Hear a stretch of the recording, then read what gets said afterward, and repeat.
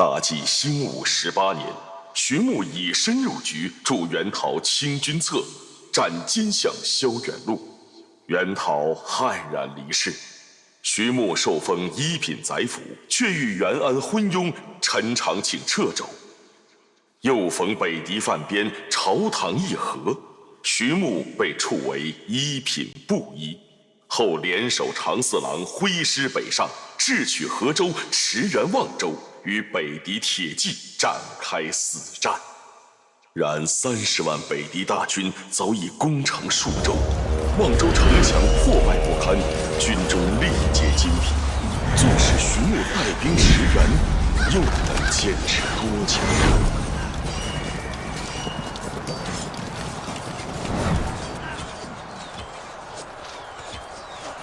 弓箭手，抛射！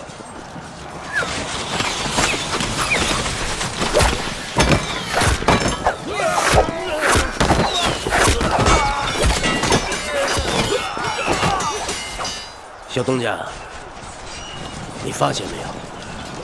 他们擅长骑马冲杀，但攻城这种事情，并没有太大的优势。只可惜啊，挖的战壕和陷阱都用完了。长卫司虎，在，扔火油罐。是。快！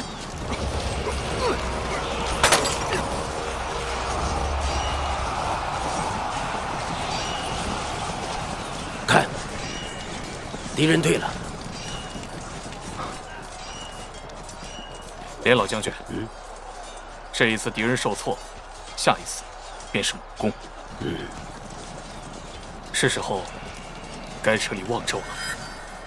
什么？放弃望州城？小东家，国土不可弃呀！连老将军，望州城这等情况，就算再给你3万人，你能守得住吗？你看这城墙，已经是4处开裂了。不过，河州那个姓赵的，他不会让咱们进的。赵青云已经投敌了，我已率部拿下了河州城。赵青云投敌了，这个孙子！老将军，河州城高墙厚，比起望州更易防守，而且城内守城物资极其充沛，光烽火石都有数百枚。好，小东家，我信你。老将军，这次敌人的统帅是何人呢？是北狄韩王的胞弟拓跋肇。此人曾经放言，这1役过后，要让中原100余位将军的皮在脚下践踏。哼，口气倒是挺大的。这一次撤出望州，我要设个杀招。没问题。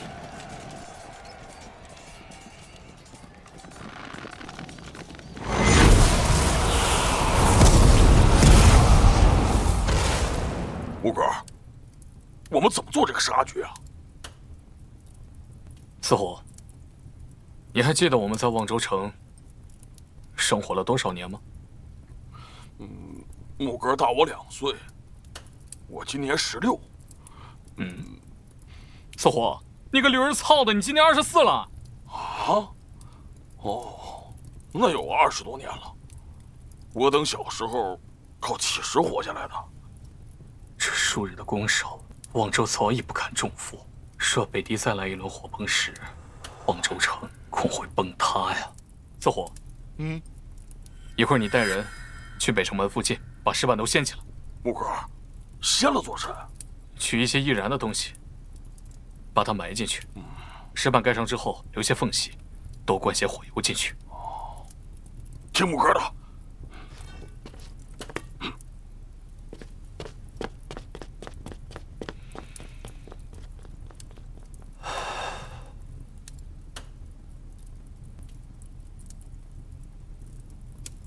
木哥，都按你的吩咐埋伏好了，那帮老兵也帮了忙。这一把火，应该能让这几万人安全离开望州。小东家，小东家，敌人又要攻城了，马上就会杀上来。莫管这些，老将军，时间差不多了，你先带人撤吧。那小东家你，我带3000人殿后。你放心，这3000人都是轻骑，很快便能赶上。城中的物资先不要带了，可以少带些粮草。为何呀？这赵青云如今就夹在2城之间，他上有2万轻骑，若是我们带多了辎重，被赵青云截住，反应过来的敌狗也过来夹击，则我们大祸临头。行，我听你的。老将军，速速动身吧。好。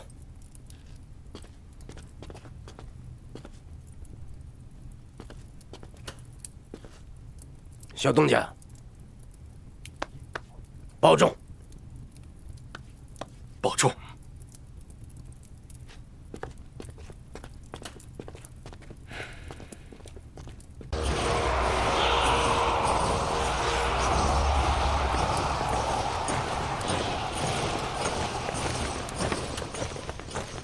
点火！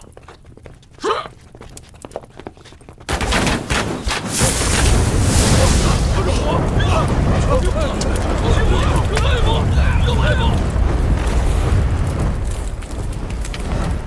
我们打下望州了！啊！我们打下望州了！大巨人旗帜不能倒，诸位，开战吧！我虽穿越而来，但在这座城里发生了太多的事，如今要毁了这座城，心中竟然还有些不舍。大纪永昌1年，望州城破，30万北狄大军进入中原，徐穆带领连老将军退守河州，阻击北狄入关。此时望州城的大火呀，一定是烧死很多敌狗。哈哈哈哈哈！只可惜啊，没让老子碰到赵青云那个狗贼，看上他，先把脑袋砍了。老将军，我们还是先去河州再说吧。好，这。先前出城，我们没有带任何辎重，现在只有仅剩几日的干粮。再不拿下河州城，我们要被困死在这里。你说，有无办法攻城？这河州城内定然有所准备，强攻实为不智。那该如何？难不成让河州的守城大将也出来算账，然后诱敌出城吗？哎呀，赵将军，别提这一茬了。如果按我的建议呢，我们可以围而不攻，可以在就近找一些木材做成梯子，还可以去附近山林里边抓一些逃命的百姓，当着河州的守将面前，让他们成为冲锋炮灰。哎，杀还是不杀？这就很有趣了。这么做会不会太慢了？哎，不用着急，我之前就说过，这望州城是守不住的。那个小东家居然还敢去望州，那就是死路一条。待我北狄10万大军会合，这望州怎么守？哼，有道理。但黄道春，我总觉着徐穆那小东家或许会出现奇迹。赵将军，你是被打怕了吧？我早就说过，我只是露了一侧。只要他再敢与我对峙，我只要不轻敌，他一定会输得很惨。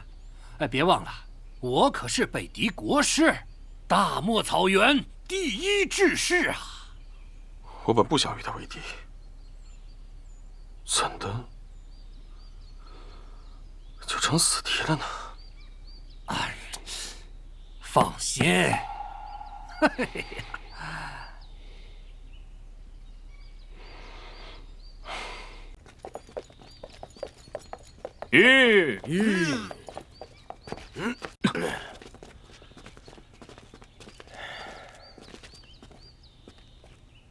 小东家，河州城外有大军围城，想必是赵青云的笑风营，除了他还会是谁？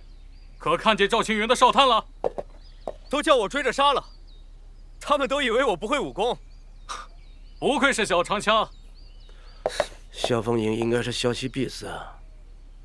咱们这边5万来人，可轻骑只有3000，萧风营4万，可轻骑却有2万。这仗不好打呀。是啊，如果他们冲杀起来，我们的营兵会损失惨重，一定要止损。这些人都是未来我们守河州的重中之重。小东家有什么想法？常威，在。带人去林中多砍一些树木。小东家这是要做甚？做拒马墙，只要把他2万骑兵拦住了，剩下的1万步兵不足为惧。是。徐将军是想诱敌？有骑兵而来的话，赵青云肯定会跑。这个狗夫最是胆小。残兵败将，诱敌深入，哼，上策。这诱敌的人选，还得是老将军才行。本来无求鸟事，去趟又何妨啊？我们从河州城而来，笑风营还不知道消息，定会以为望州城已破。老将军是慌不择路，逃奔河州而来。赵青云这个人最是贪功，如今他丢了河州城，他还需要其他的东西做降敌的投名状，而老将军的人头最为合适。他见着老将军败军而来，定然会出城追杀。这时候我们便以拒马墙为之，在官道上埋下木戟里，等2万骑兵冲杀而至，埋伏在2侧的人马便一同杀出。到时再打响箭，让城中余文率8000人前后夹击，则大事可成。这就是四面埋伏。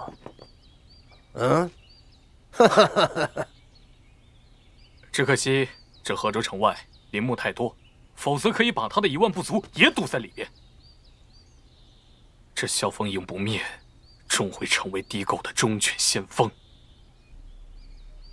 小东家，这破敌第1功，老夫送给你。老将军，保重。走了。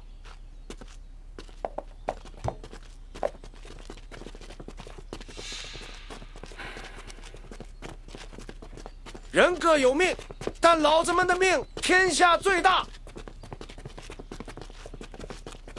听本将军将令，攻者入林，强者附身。常尉，在。你率3000骑兵，抄他的后路。是。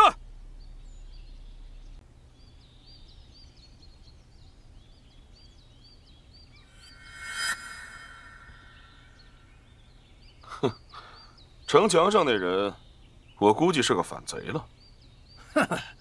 守将于文，3品金刀卫，弃官跟随小东家，我倒有点搞不懂了。这小东家到底有什么本事啊？哼，估计是算造比较厉害。嘿，赵将军说了不提不提，怎么又提了？黄道春，这是你惹的祸事，到了塞北草原，你也莫怪到我头上来。还有，这次若是败了，你得负全责。哎，赵将军，望州城破了，我看见破城的狼烟了。望州城破，这北敌的几10万大军很快就会到河州。怎么样？这下都对了吧？只要等后方援军会合，拿下这座望州城，只是时间问题啊！哦，对了，赵将军，到这个时候，我必须还得给你再说一遍，当时我只是漏算了一策。唉，天将，在。这望州城破，2万老军去哪儿了？还有小东家呢？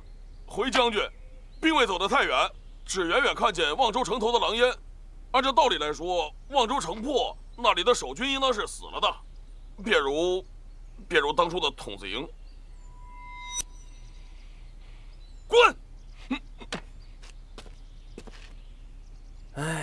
这望州城啊，常年鏖战，城内早已残破不堪，拿下望州只是时间问题。等大军一到，这河州便能随时就能拿下。黄大春，你说去了塞北草原，我还能有王爵吗？去了塞北草原，我还能有王爵吗？那就要看赵将军你怎么表现了。如果说你立下几个大功，说不定入城之后能封你一个三州王爷。妈的，笑得真阴！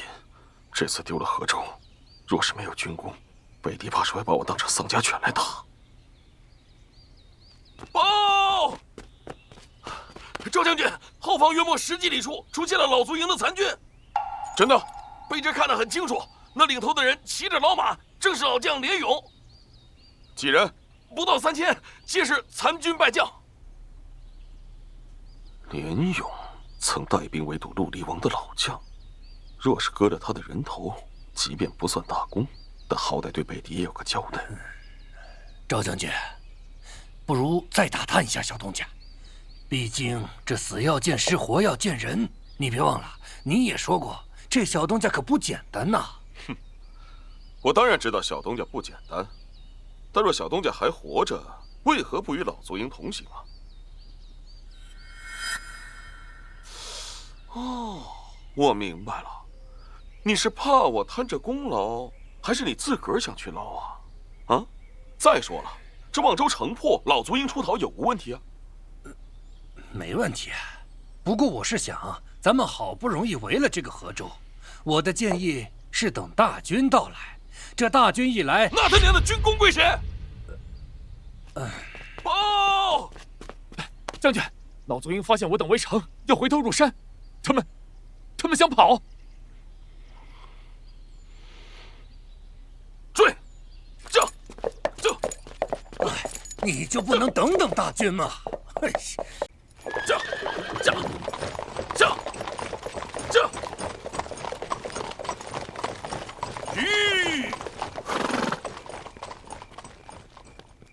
快，点马灯，追杀老卒营！可汗有令，枭首败将连勇！这！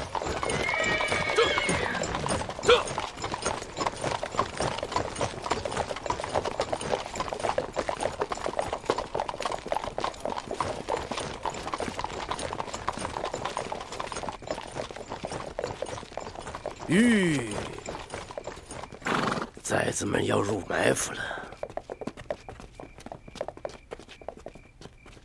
愿天公赐我一具虎躯，斩北狄，灭南蛮，让天下消息，避之不及，逆影苍青。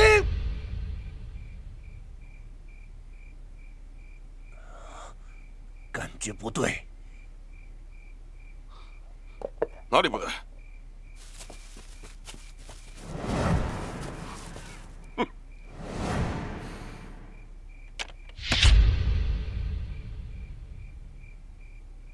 不好，是小东家！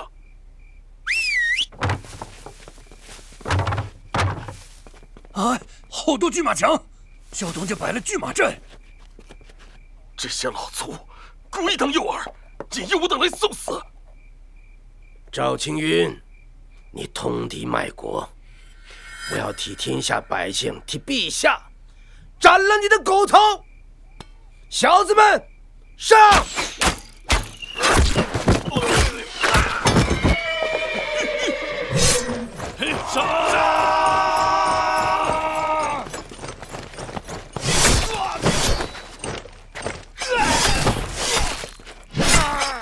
撤！循着原路返回。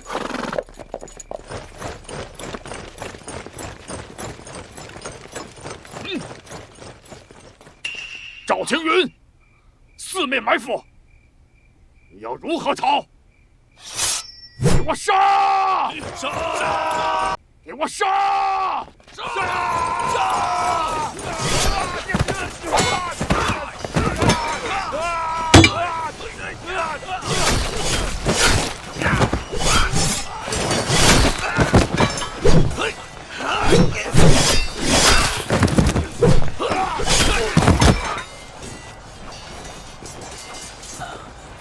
我们跑不掉了，这是四面埋伏之计。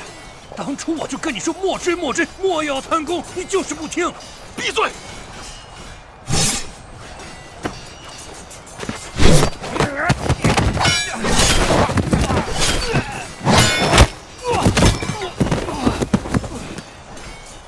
徐兄，你我等同于结义兄弟，何至如此？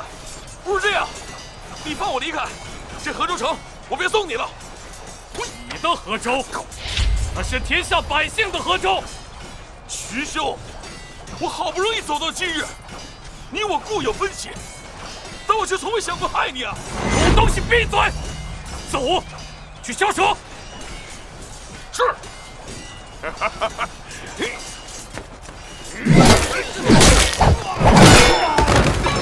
狗狗！这头虎看来是铁了心要杀我。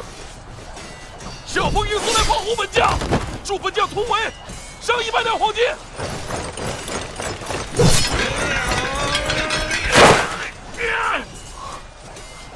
常尉，在，带人去冲阵，帮死虎。是，小东家。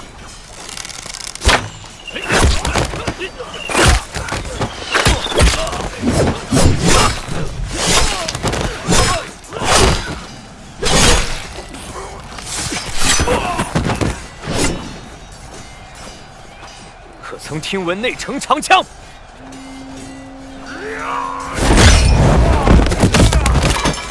曾听闻广州猛虎？小凤英，都过来保护本将！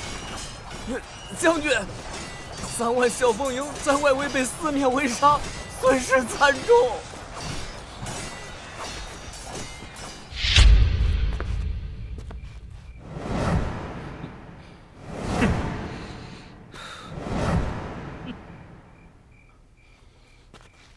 我赵青云是征北将军，是三州王爷，一步一步打下来的荣华富贵，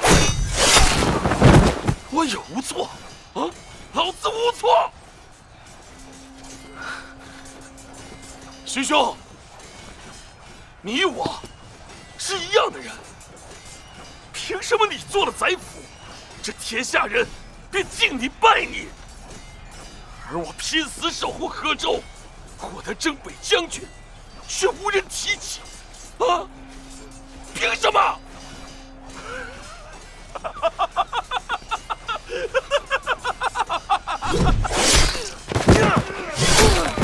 别有，你这么小不行，为什么偏要帮一个造反的小东家？大计再乱，也是内部的事儿。你卖国求荣，就是千古的罪人。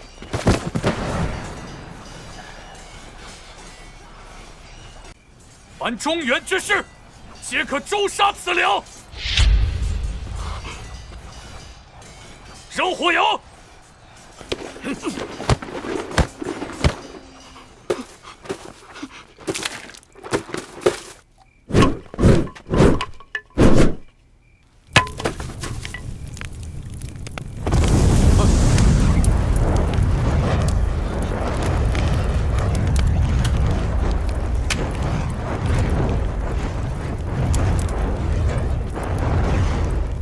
徐兄，你讲过的，我是童子营最后一个小校尉，3000童子营守城殉国，只剩我一个活着，就剩我一个人。你别看在他们的面上，放我一马好不好？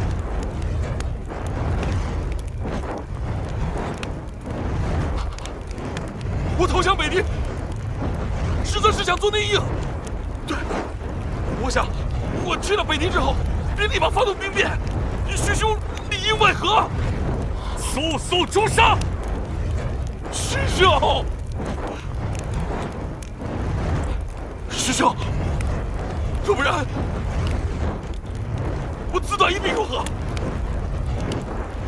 对，我身边还有个北狄国师，要不然我砍了他！你娘了个逼的！赵青云，下辈子莫要再当狗了！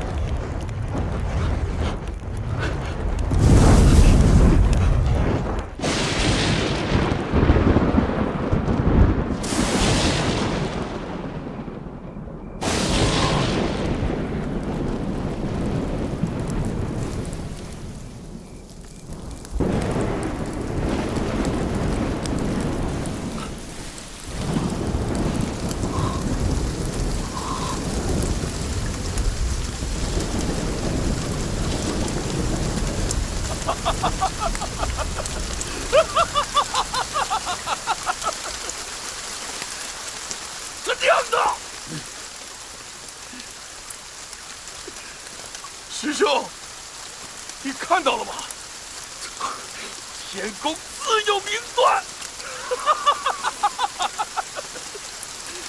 你杀不得我！继续为生！今日赵青云必决，赵青云必死！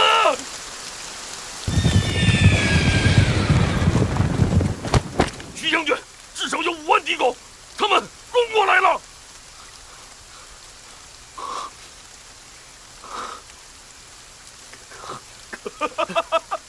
徐兄，你杀不了我的，我赵青云注定要飞黄腾达！我没那么容易死。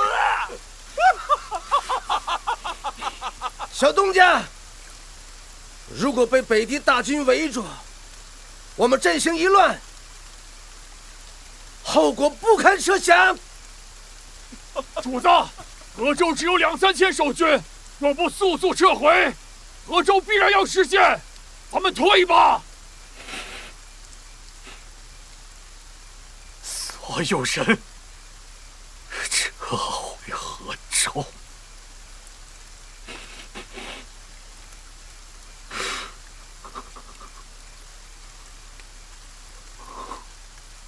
天公无恙！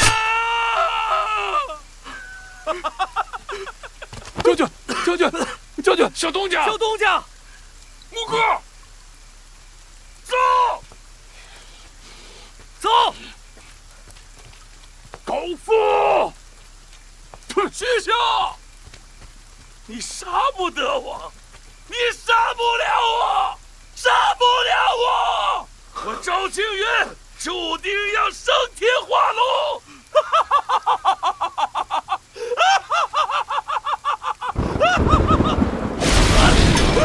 没事吧，将军？耳朵，我的耳朵！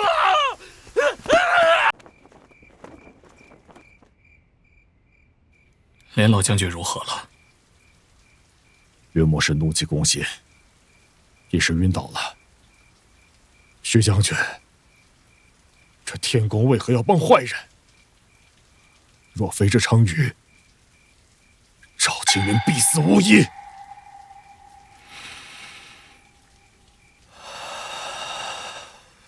下次再杀。刚刚敌人追到城下，但并无办法，又退走了。河州城高墙厚，不仅有护城河，更有丰厚的辎重库。只要守住河州，便败不了。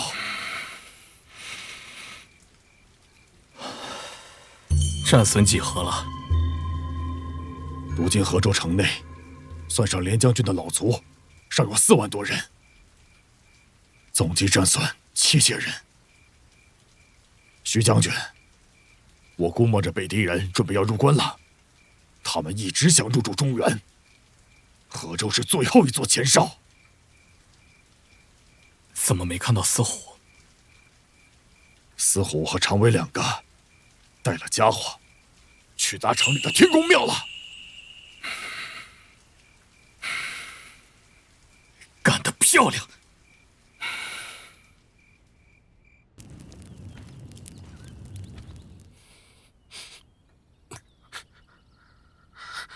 我耳朵呢？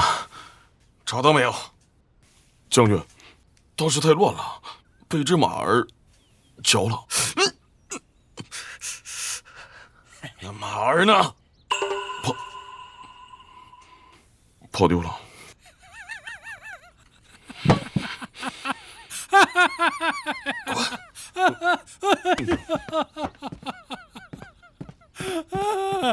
赵将军，你现在是1只耳将军了。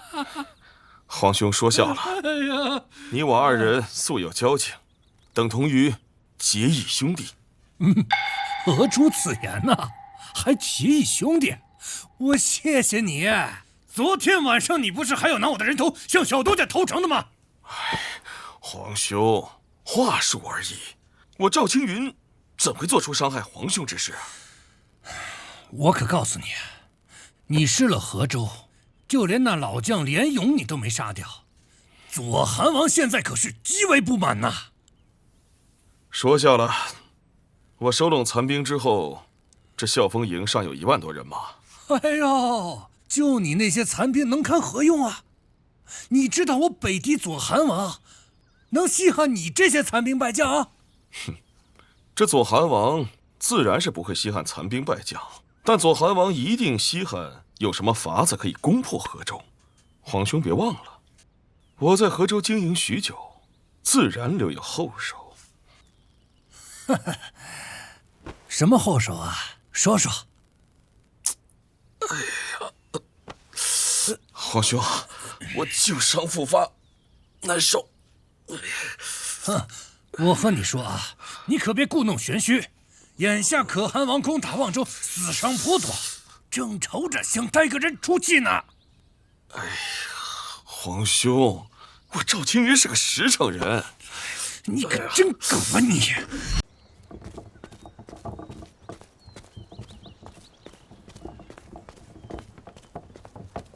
宇文，这街上人怎么如此之多？许多百姓听说是内城来的大军，都纷纷的当起了民夫，帮着抢修关墙。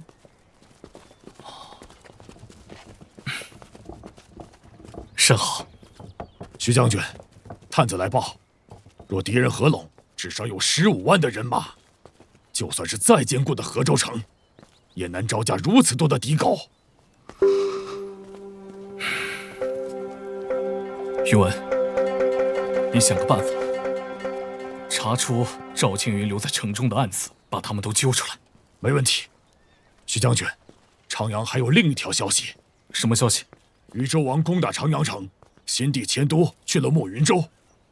这是陈长庆的主意。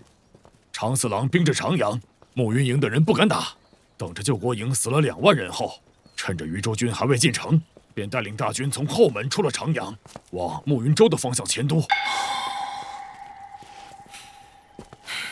长四郎丢了长阳，长四郎做的第一件事，就是在国庆侯的坟山附近修建了一座忠义庙宇。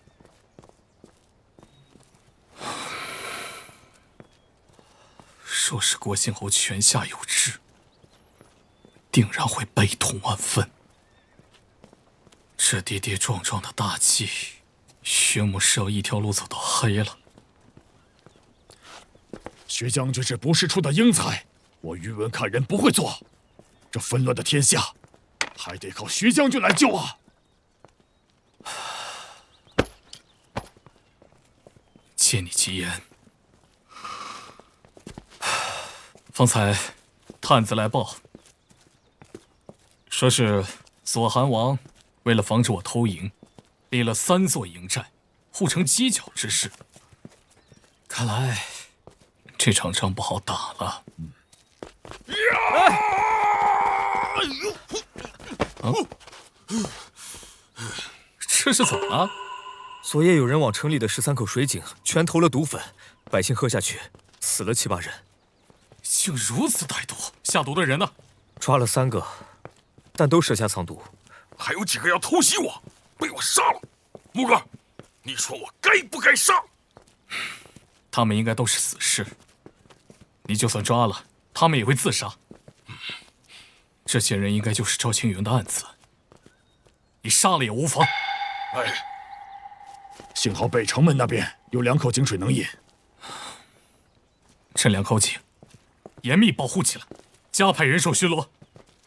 说是水还不够，便去望州城外的清泉城，那里是长四郎的地盘，赵青云的人应该是进不去了。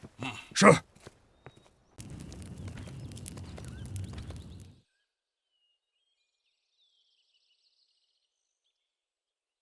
左韩王威武，不仅河道被截，我另外派出暗子，这整个河州城，除了北城门附近，其余的水井都投了毒。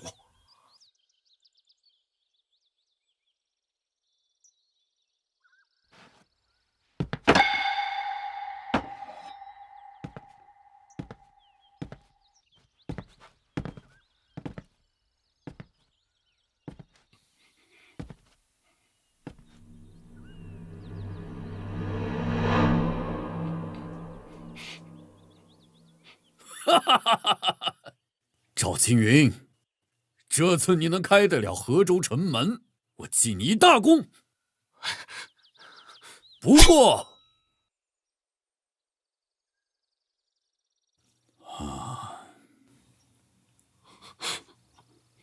我的安达呼延车死在了长阳。你的意思便是那位小东家下的手？的确，这件事我查得很清楚。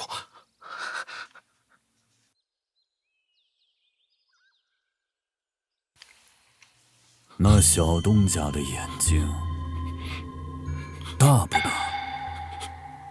圆不圆啊？可汗王放心，足够用来喂鹰了。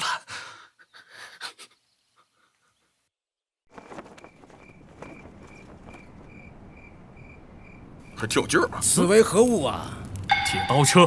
铁刀车，这是什么东西啊？徐将军，这东西怎用啊？若是城墙塌了，可推它去堵。以连某看啊，此物无甚大用啊。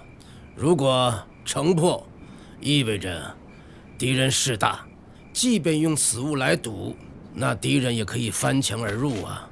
老将军说的有道理，但若是此物使用得当，便是一道移动的城墙。你看这上面有几十把钢刀，若是敌骑来袭，怕不是要戳成无数个窟窿出来。徐将军的意思是，用铁刀车来对付北狄齐军？有这个意思。徐将军莫非要出城鏖战？过2日，你们便知道了。于文，你挑选一些壮实的士卒出来，动用河州城的物资，这2日应该能制出100来架铁刀车。好，小东家，那我做甚呢？你是知道的，我这几日身体好得很呢。老将军，你莫要着急，你是我们的杀招，你带2万人就埋伏在城北附近，多待见之。这话是何意呀？难道敌人要破城了？这城中有不少内应，既然揪不出来，那就将计就计，杀一杀敌狗的威风，壮一波守军的士气。看来小东家是有计策了。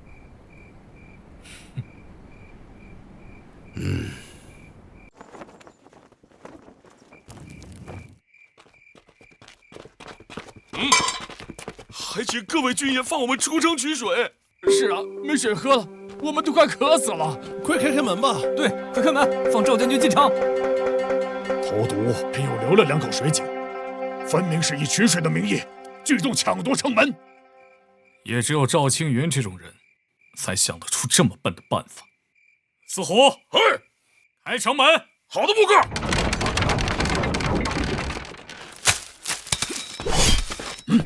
兄弟们，城门开了，跟我走！杀！怎么回事？关门打狗！不好，退后！快退！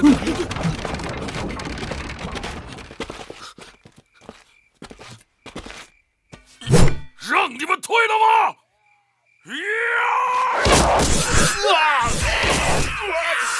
小东家，战果可喜啊！一共得到了4000多匹战马，加上之前的，我们可以组成万骑了。哈哈哈哈！老将军辛苦了，想必这段时日，敌人应该不会再有异动了。敌狗起兵20万，这塞北草原上近100个偏远部落，这回也受到了征召。算上之前第1批援军，加起来就20万。算起来是整个北狄几乎半数军队。小东家知晓了吗？这是主公的情报吧？他应当是不知道。再者说了，小东家立足时间太短。李破山有消息了吗？查不出，再往深查，好不容易埋下的2颗暗子，恐怕要被拔掉了。唉，这天下的英雄属李将和小侯爷，小东家也算半个，主公也算。我是个反贼，就不取这英雄的名头了。仲德，你留在内城，帮我照看一番。主公去哪儿？这加起来30万的敌军，我若不去，这一次就没人能帮小东家了。内城我留3万人给你，我带3万人去一趟边关。主公，这6万人中，有许多尚是新军。这一战能活下来的，回到内城就是老兵。生在这一乱世，俱死无益，还不如吊着卵杀一把。待会儿我给你写封信，去送去燕州，问问那个无耻3的矮子王爷，愿不愿意去边关帮一把。左右离着河州的最近的，就属他燕州了。主公，可他若是不愿呢？那就算了，等老子回过神儿，亲自去一趟燕州，把他吊着打。吾刘仲德，恭候主公凯旋。徐将军，这左汉王莫非是怕了吧？敌人应该是在等援军，看来他们这次是势在必得。新地迁都，内城混战，那些个定边大将还有外州，个个仿佛国中之国，各自为政。说是敌人想吞并大计，眼下就是最好的机会。那接下来岂不是会有源源不断的敌军来袭？给禹州王去信了吗？去了，但那些信鸽都被贼子杀光了，只得派了3个游师，希望速度能快一些。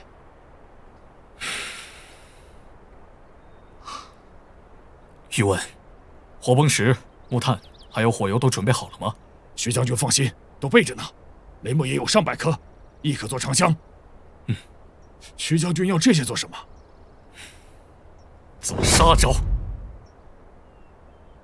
幸好这河州城内有如此多的守城物资。赵青云这个狗夫，天知道费了多少力气才搜集这么多东西。不过现在都是我等的了。哼，这个贪生怕死的狗夫，经营河州这么久，自然是有不少底气。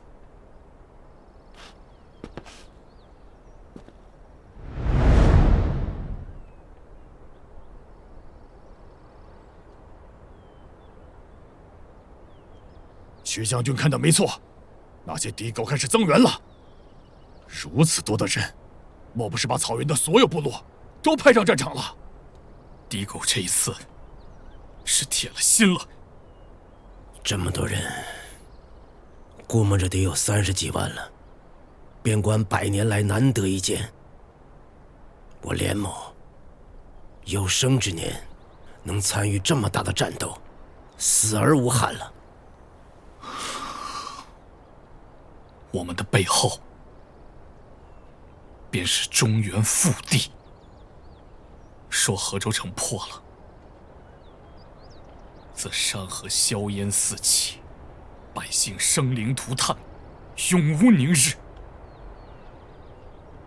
我等身为士卒，守不住这中原河山，与朱权何意？好，连老将军曾经说过，士可亡，而中原河山不可亡。不可亡！不可亡！不可亡！不可亡！不可亡！不可亡！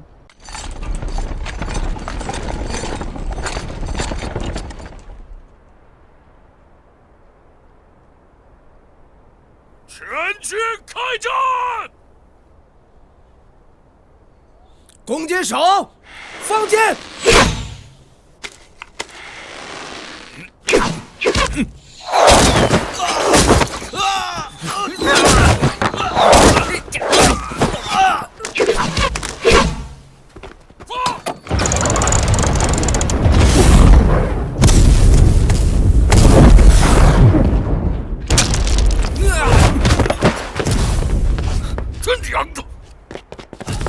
将军，木哥，这是啥呀？这是我研制的飞火枪，点燃之后，投向敌人的云梯。四虎，试一下。好。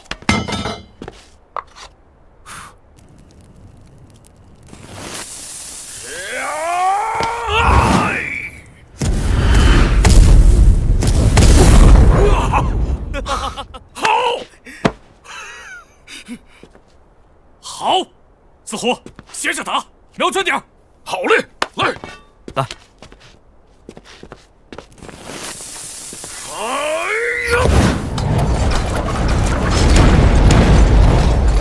等士兵一起扔，快！如此力气，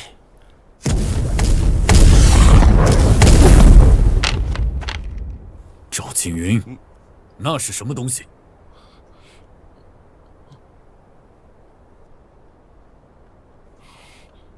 尚不知。真是个废物！来人，通告前线大军，攻破了河州，南下屠城10座，且有一场快活。是。好好看看我们北狄人是怎样养羊的。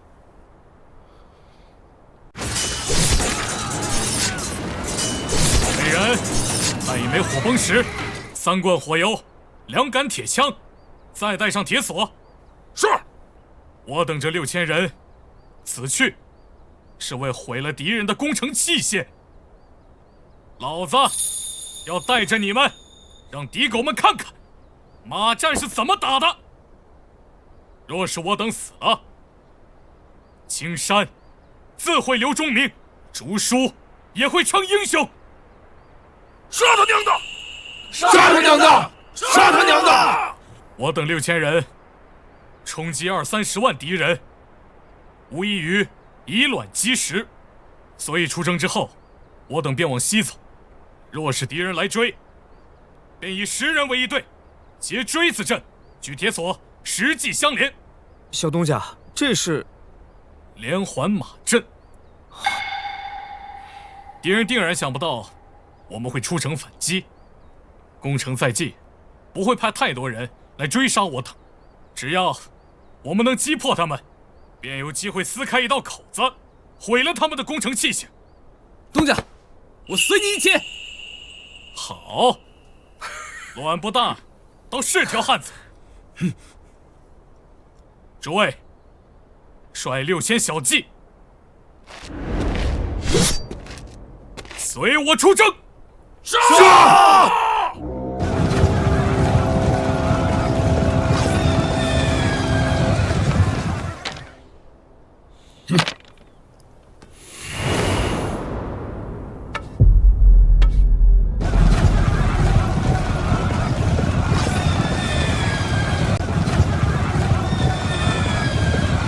韩王，这截杀小东家由我等来做就行了，你何必亲自出马？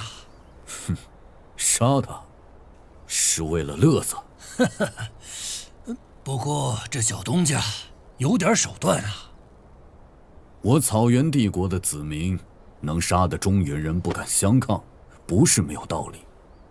不说这100年，即便是往前推个300-400年，中原王朝鼎盛之时，尚且不敢以奇行之军与我北狄拼杀，这小东家怎敢呢？啊，10马连环，怕不是叫个傻子连环马？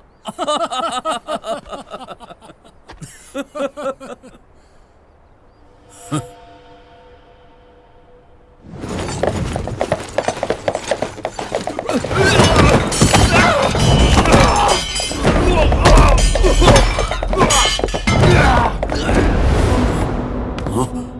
杀！保护北韩王！保护北韩王！保护北韩王！撤！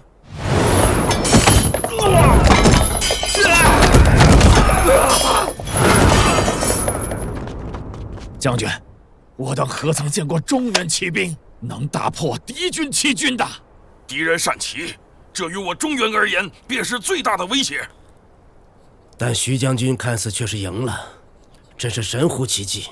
列位举刀，砍翻登城的敌狗！徐将军此番做，是为了救我等，救天下百姓，我等应当以死相报，乘胜追击。得令，得令。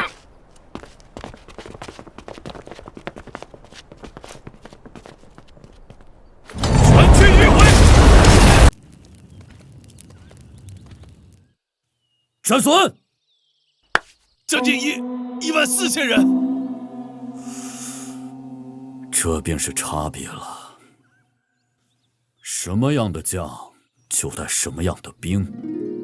莫非是说，我以北狄的韩王，急不过一个小东家？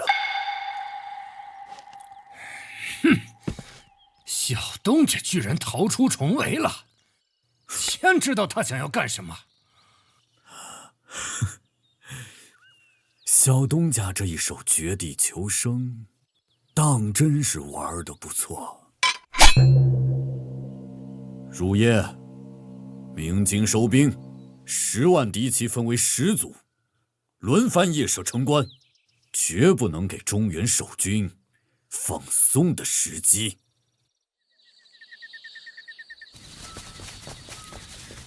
徐将军，徐将军，我等就剩4000多人了。还是那句话，打仗没有不死人的。说是我等不出河州，不替河州分散压力，凭着敌人精良的攻城器械，河州定然是守不住的。徐将军，若是敌人的战事停了，那我等该怎么办？先暂时休着，到了寅时，再绕到敌营去。四虎，带些人跟我去伐李牧。是。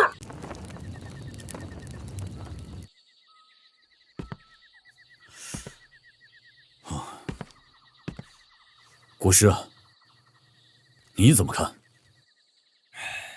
这10骑连环马的确是非同小可，但我北狄轻骑却不善军阵之法，恐难成此一军。我就想不明白了，原本胆小的继人，跟着这位小东家，为何能一下子变得如此生猛？报，韩王，有人投营。哼，我早就料到这些宵小会来捣乱。去，通告各个部落，留在营地莫要出营追击，留在营地小心防范。投石车，哪来的投石车？可汗，依我猜测，此前至少有3万敌军埋伏在此附近，这会儿趁我军疲乏的时候发起进攻。召5万轻骑，随我出营绞杀。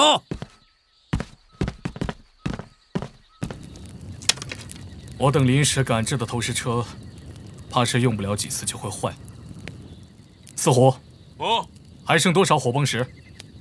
木哥，还剩30枚。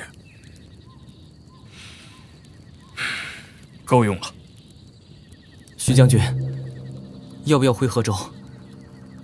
我等在河州城之外，那左韩王便如鲠在喉，要时时担心。营中不仅要留人马，还会派大军来追杀我等。如此一来，便能给河州城的守军分担巨大的压力。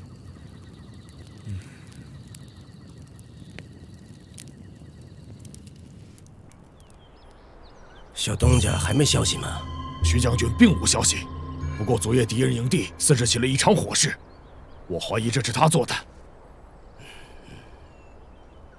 我等没有辜负了许将军的热血。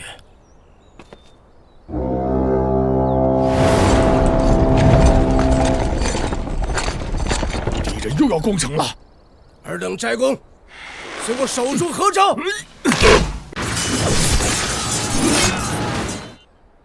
看来河州真的挡不住了吗？小东家，我若回不去了，你替我告诉我家少爷，小爷在边关，没舍他的脸面。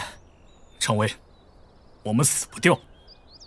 待会儿，我便带着大家杀回望州。徐将军，我们不回河州了吗？河州城破在即，眼下这是唯一的办法。敌人举30万大军来攻，若敌后方空虚，我等深入草原，在后方侵扰，就能牵制住他们。徐将军，我等就3000骑，当真要入草原吗？当真。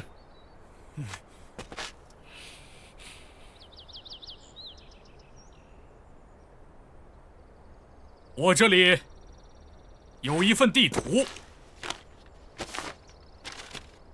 是从北狄陆厉王的儿子胡彦车那儿得来的，上面记载了草原的路线，还有各大部落的分布图。这一战，我们注定要名扬天下。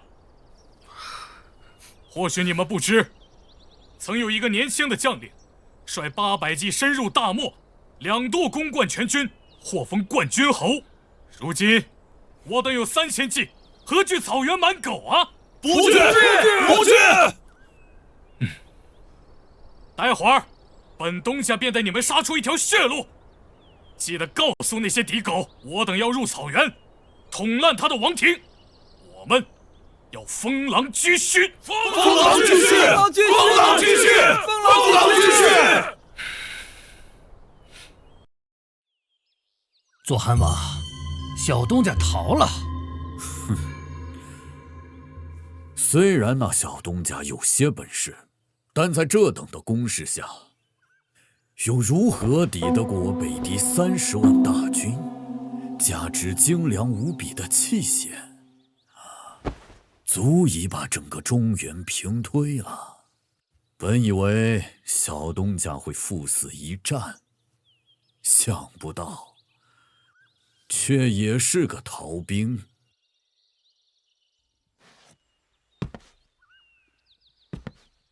去，派人给我截杀他。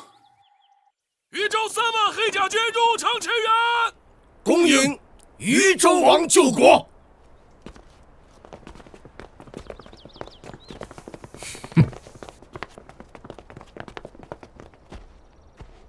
吾乃左韩王麾下，一律拔。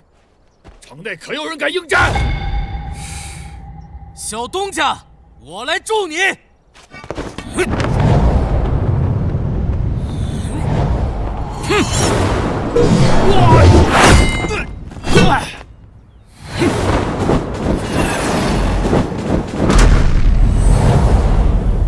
那又是谁？韩王，那人是豫州王常小堂。他很厉害吗？如国姓侯一般。中原王朝都乱了，这些人想做什么？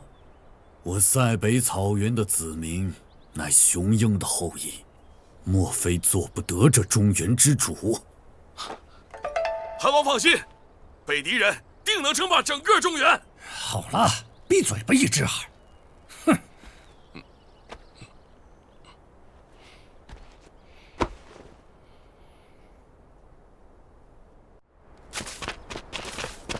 莫哥，北狄马不知抽了什么风，突然都不追了，似乎在害怕什么一般。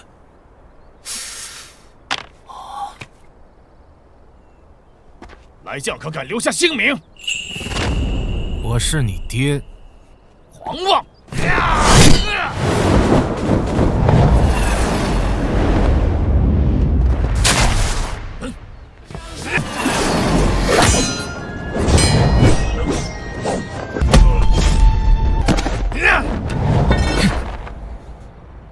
别眨眼，这一枪很帅。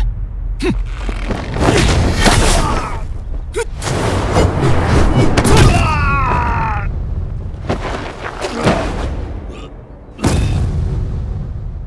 这便是豫州王。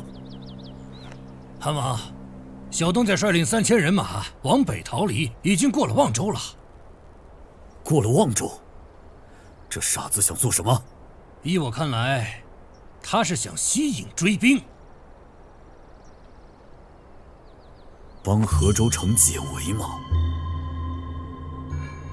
听迎兵说，他们是想去漠北草原捣毁王庭，还要封什么狼居胥？封狼居胥，那又是什么东西？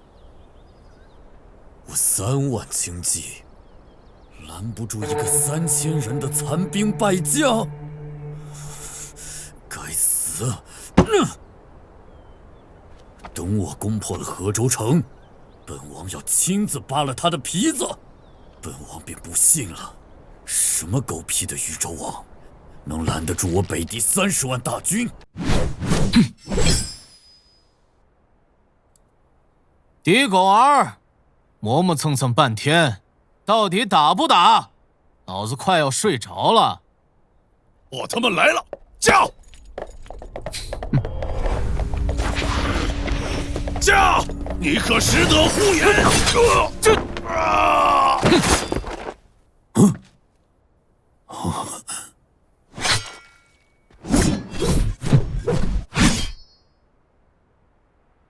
小东西，我困了，晚一点儿，再找几个能打的过来。哼！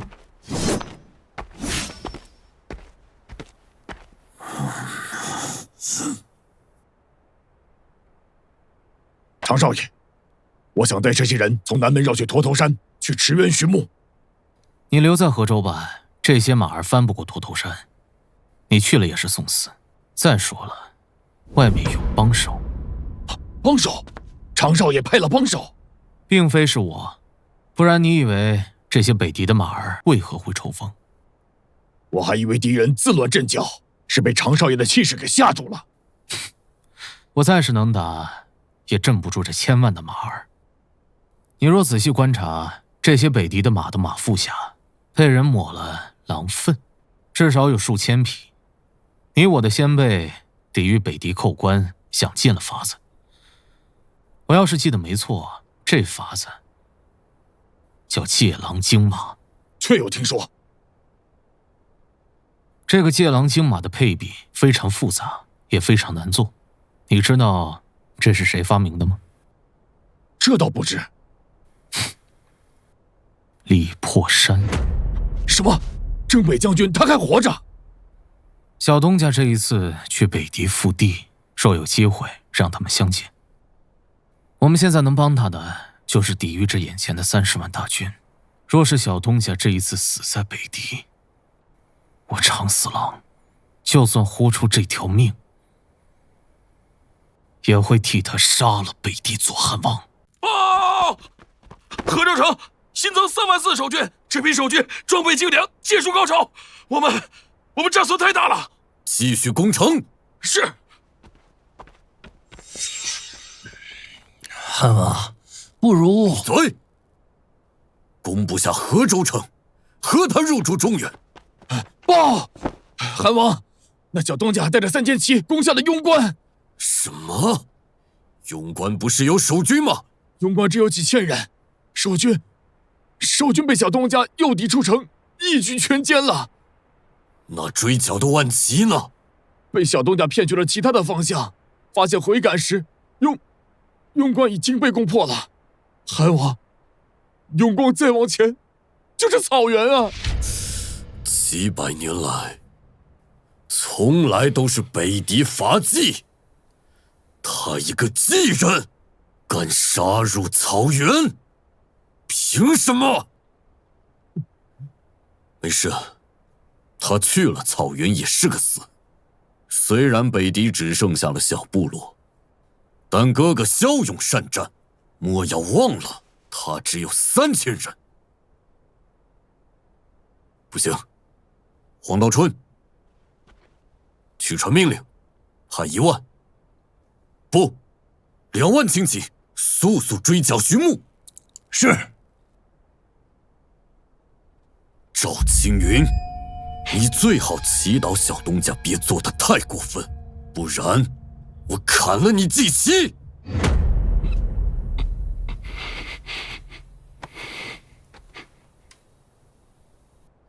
大军继续攻城！杀！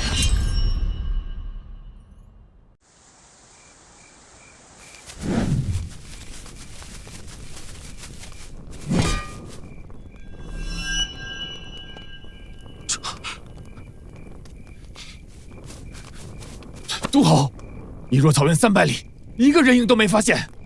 狡猾的中原人，这长长的烈火狼烟，一定是中原人的诱敌之计呀！不好了，草原边境附近几个小军寨至少被冲杀，死了一大半将士。这些人可都是咱们草原的勇士啊！古往今来，只有敌寇入中原边境，哪里有中原人杀入草原的道理？我要杀光中原人！都侯，日格尔的部落又起火焰了！快回草原！你去通报左韩王，不得有误！是。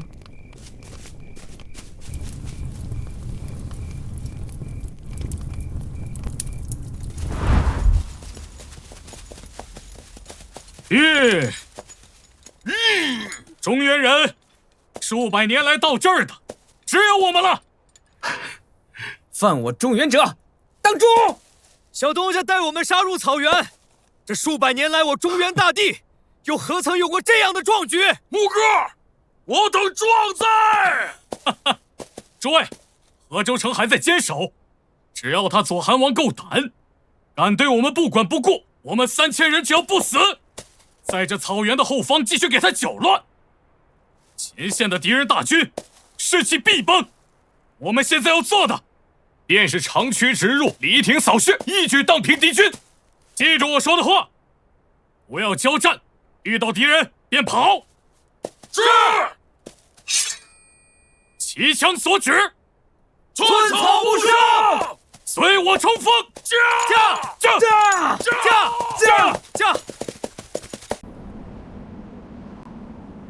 汉王，那小东家不光烧毁了草原80个军寨，他还说什么？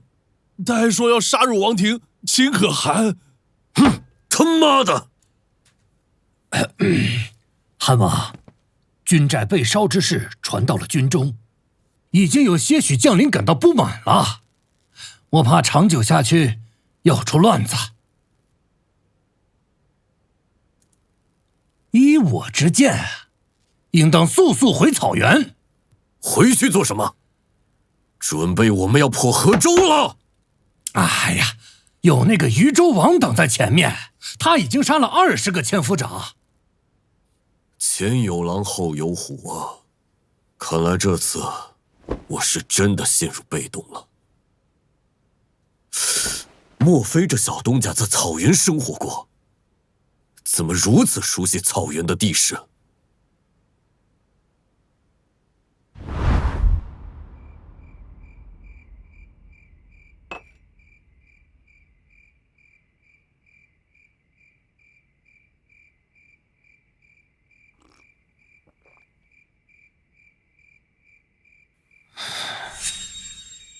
喂，北狄的老狗，你们有没有能打的？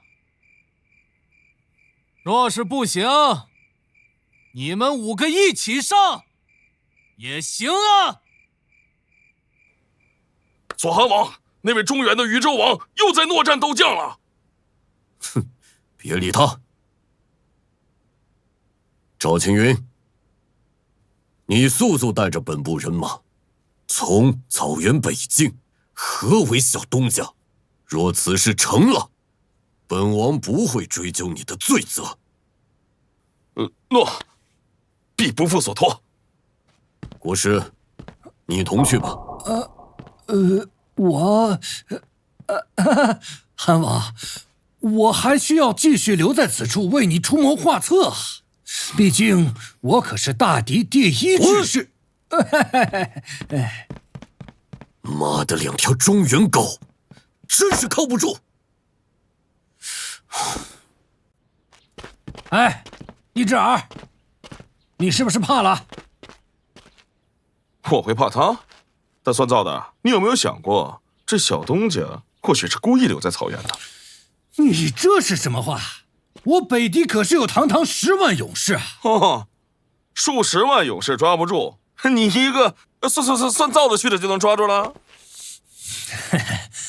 抓不抓得到我不知道，但是我知道我有2只耳朵。垃圾东西！傻逼东西！傻逼东西！傻逼东西！傻逼东西！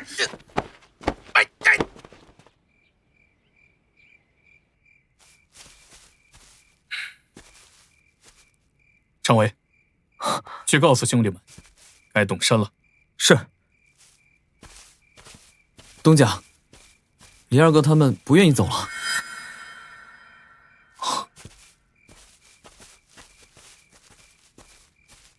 徐将军，我等便不走了。马儿死的太多，又顾着我等，恐怕会慢了速度。若如此，我等羞愧难安呐。本将军带你们来草原，只要还活着，便一起回去。徐将军莫劝，能来草原这一遭，我等已经无憾。憾什么憾？常尉在，带人把他们绑到马上去。是。回了内城，只要还活着，我给你们养老。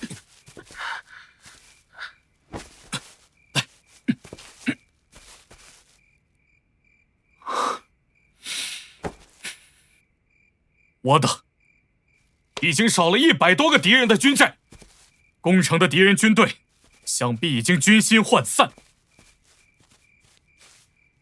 再过3日，我便带你们去燕州，从燕州回河州。徐将军，我们这次真的成功了吗？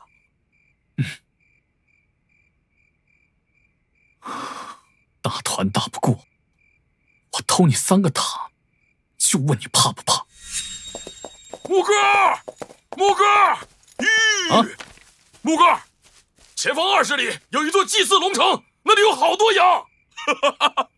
我想喝羊汤。四虎，带人去烧了他。好嘞，木哥，兄弟们，跟我走。好，走，这样。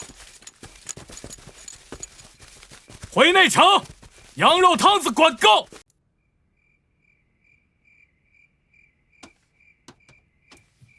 小东家总共已经烧了118个军寨了。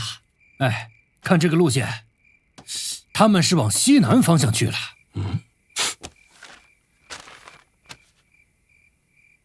他们想撤？有可能。攻入北狄王庭，击杀大可汗，很有可能是他们的攻心之计。不过没关系，我会提前在他们的行进路线上设伏，这样便可一举击杀他们。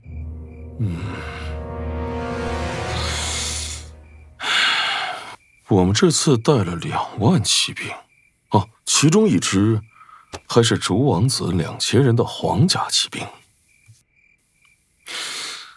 倘若这次算造大师算对了的话，没准还真能截杀小东家。一之耳大将军，我说过，天下论谋略，我可以排前3。傻逼！垃圾！哼！傻逼！垃圾！垃圾！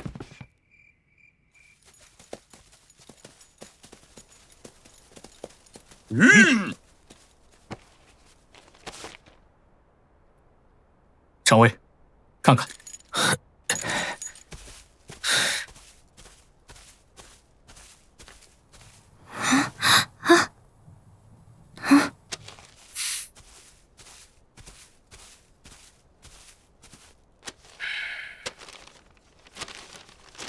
知你烧了城邑，引来大批追兵，我便晓得你要离开草原了。特遣了内子留在将军的必经之路。2000王庭的精锐鹰夜卫前日已经出发，鹰夜卫凶悍异常，不劝将军速速离开。尔等莫要来寻我，我留在草原腹地，他们的动向我全部知晓。留在这里或有大用，若有一日你能北伐，你我自会相见。他还活着，太好了！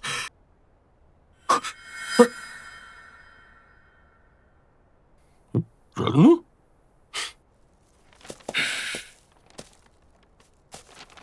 有无人知道鹰夜卫？徐将军，我似是听过，鹰夜卫便如北狄狗，信奉的神鹰图腾，特地选了各个部落的悍勇之士而组建成的，是王庭精锐护卫。据说由于条件苛刻，不到万不得已，轻易不会出草原，以攻卫王庭为己任。但有时候也会被王庭派出去，用于诛杀不臣的部落。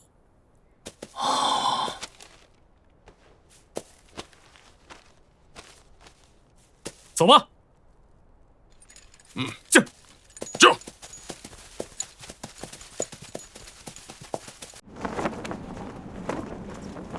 韩王，那小东家近来把草原搅的是天翻地覆，今日又少了2座祭祀龙城，那草原的子民们都气炸了。听说连小王子都火大了，亲率了2000鹰夜卫去追杀。你说王子亲自去追剿，是大可汗的意思，势必要击杀这个小东家。按理说，大可汗派出最精锐的部队，我应该放心才是。可不知怎地，这心头莫名的不安呐。韩王是担心鹰夜卫的实力？我等破了庸关，灭了8个定边营，30万北狄大军一举南下，可有阻碍？并无。那小东家来了后，陆里王死了，我等30万北狄大军战损无数，如今又被困在此处，进退两难。韩王是担心小王子搞不定。那小东家是个善于创造奇迹的人，恐怕要出事情。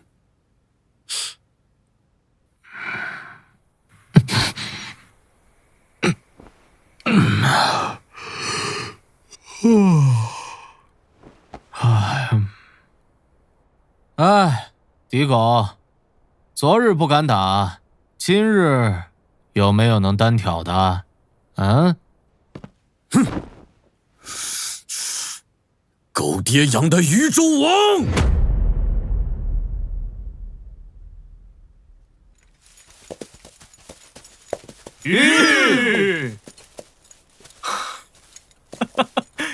兄弟们，前面便是狼山了，翻过狼山，我们就能回河州了。好，木哥，我去前面探探路。好，驾！小心啊！驾！驾！驾！驾！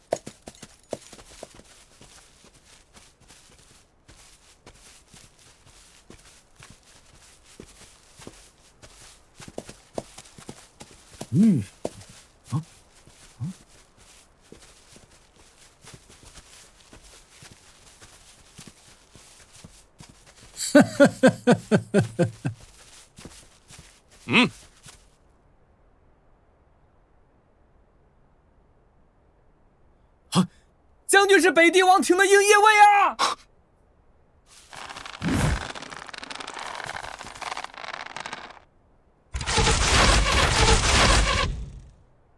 决断！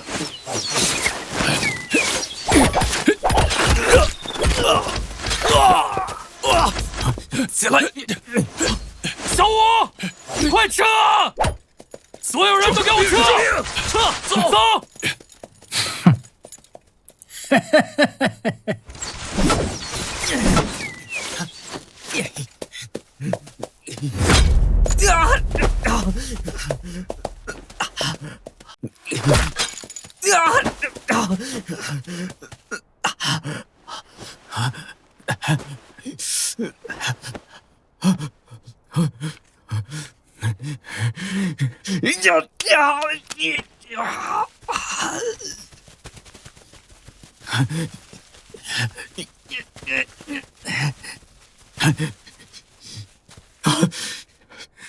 落马者，公卿赴死。小爷我自己赴死。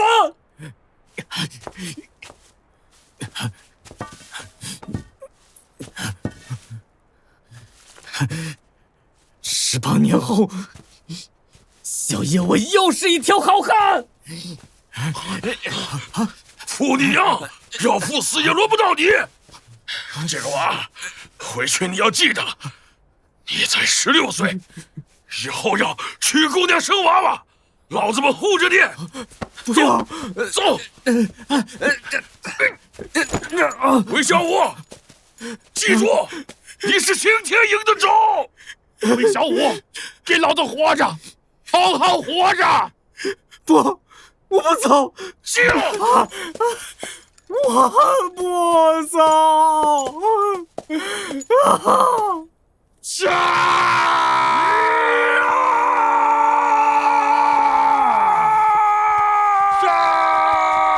别去！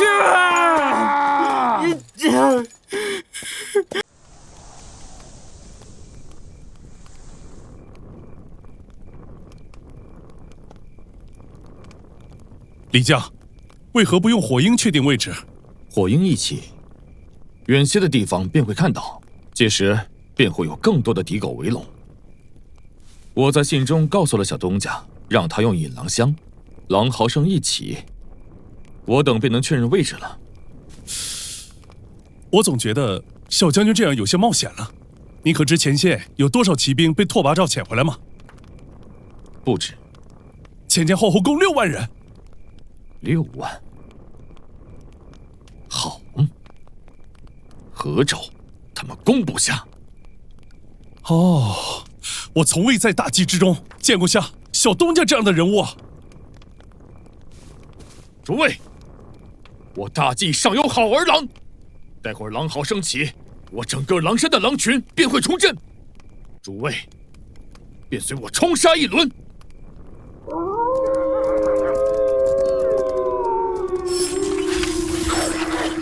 小东家，那群狼开始围攻他们了。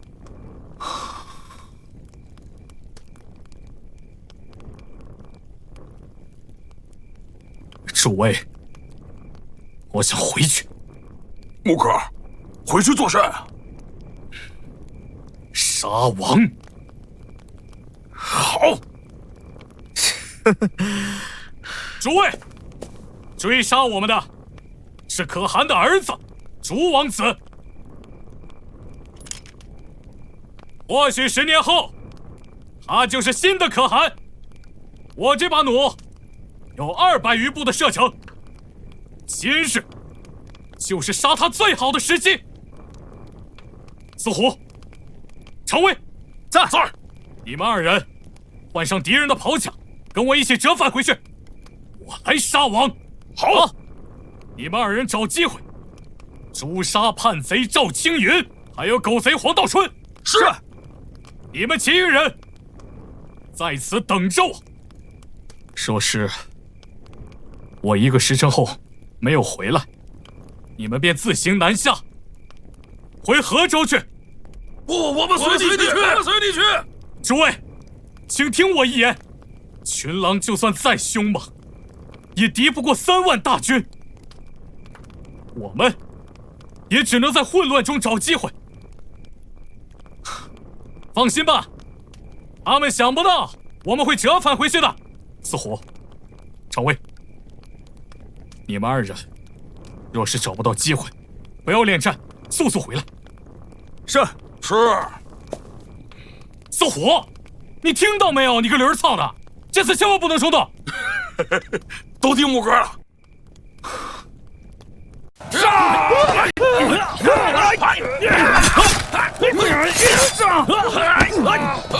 不好！前有狼群滋养，后有狼群出阵，我方阵脚已经乱了。哪来的狼头兵？不知道从哪儿冒出来的。应该是小东家。保护众王子安全，护驾，护驾！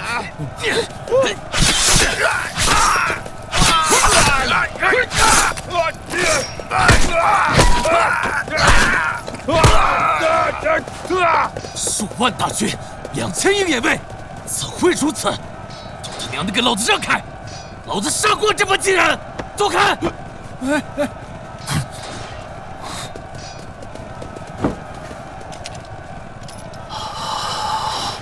那是什么东西？不好，小东家！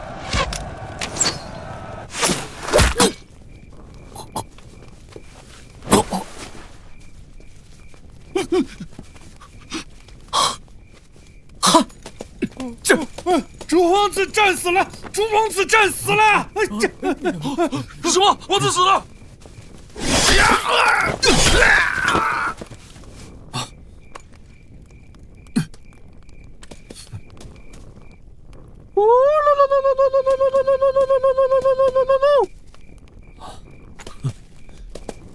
驾！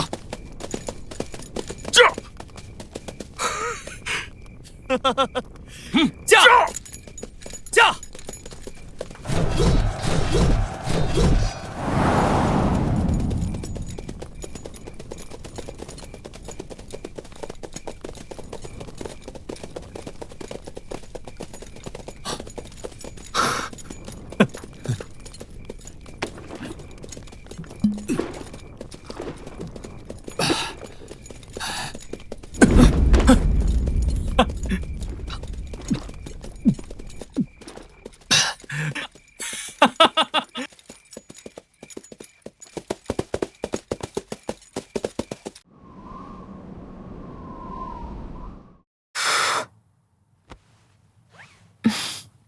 阿吉，我想了想，中原朝堂上那位，连小东家都容不下，我若是回去，怕是也容不下我。我若要回，便早回了。那你便留在这里，跟我一起。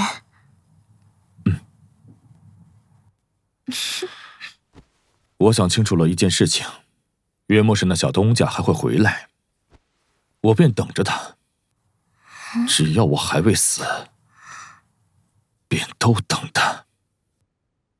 永昌初年，一品布衣徐牧带3000骑入塞北草原，杀敌4万，缴获良马1万。狼山一战，与万人丛中单骑飞马怒削北狄王子拓跋轴的首级，后遭遇100年一见的草原冰雹阻拒前道，一品布衣徐牧退居于北狄王庭500里外，深汉之。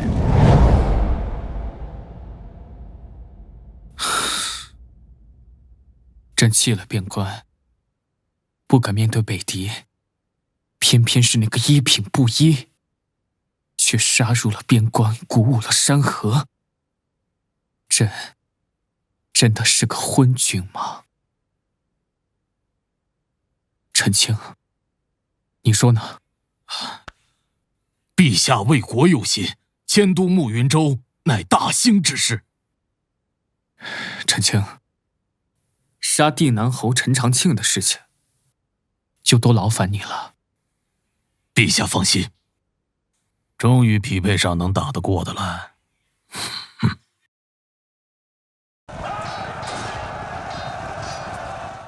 宇宙王，徐将军杀出草原，会不会和退军的北狄人撞在一起？他不会的，他会向北面绕开。家穷人丑无耻3的燕王公孙祖定然不敢阻拦。该死的，我让他带兵驰援河州，他居然敢不来！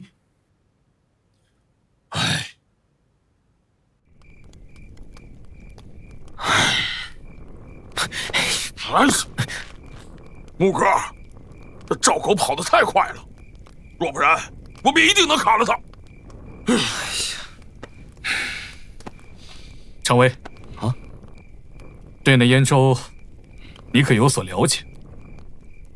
少爷说他家穷人丑无耻3是个面丑的矮子。燕州虽然外有一族有染，但燕州的王公孙族用的是怀柔之策，使得燕州的3郡之地还算太平。没想到这燕州王还真是个矮子。小东家放心，燕州王定然不敢为难我等，否则少爷那边是要杀人的。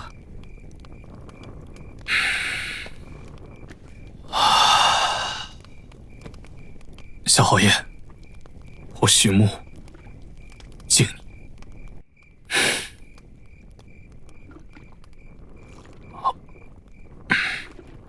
木哥，我想吃小嫂子做的烤鱼了。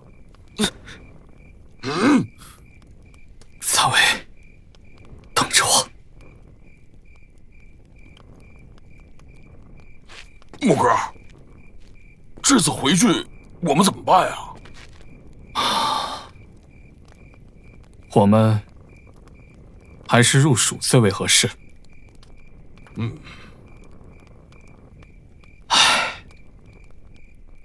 没想到我这一路走来，军师倒是越来越像那正谋阳气的诸葛。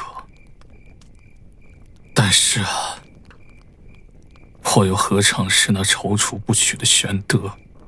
玄德？小东家，你在说甚啊？你们俩想不明白的。诸位，你们都想媳妇儿了吗？如果想的话，速速出发吧。好啊，走。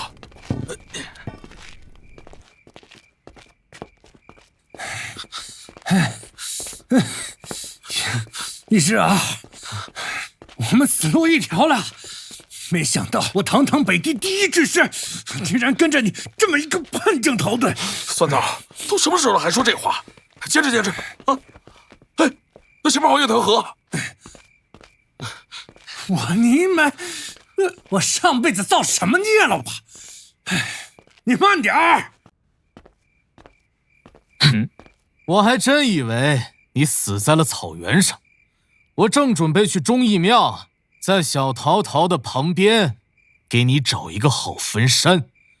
我还找人定做了一个最好的棺木，为的就是想让你走得体面些。我这不没死吗？等我把话说完，我正准备给你做个风光大葬，杀入草原，挑了北狄王子，算得上国之大事了。若不然，在你头七的时候，给你请个10个8个的戏台班子如何？听着确实不错，但常少爷，老子真还活着。算了，别骂舒服了。说正事儿吧，我从渝州带来的兵会留在河州，加起来差不多有2万人。你杀了可汗的王子，北狄短期内不会再来犯，这2万人守河州绰绰有余。只可惜啊，没能杀了赵青云。中原北狄容不得他，像他这样的狗夫活不长久的。对了，前些日子老侯爷的2个亲信来了一趟河州，定北营的人。小东家这次入草原，逼退北狄，还缓解了定北营的战事。那2个都尉带了口信给你，方有2万守军可用。若小东家可用，他们随时跟着你。外加上老侯爷之前给你的8000虎符军，还有你藏在那些庄子里的人，加起来足足4万精兵。还有你藏在那些庄子里的人，加起来足足4万精兵。前些日子，你那个军师在蜀州打下了一座小城。小东家，这回你当真是要起事。常少爷，这回不拉拢我了？你当有自己的路要走。老子越来越佩服你了。你我已经是老友，你若开口问我借2万兵，我也会借给你，且不要你一个铜板。当今的社会，2万精兵足可以做很多事。常少爷，不必多说，说多了我怕矫情。这天下能入我法眼的不超过3个，小东家，你是其一。你我已然是老友，老子真不希望跟你打一仗。你且去蜀州吧，我等着你去做蜀州13郡的王。你走吧，老子懒得送你了。常少爷，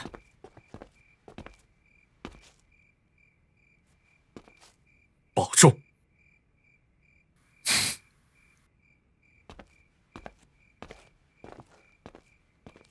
徐将军，他怎么了？一副闹了鬼似的。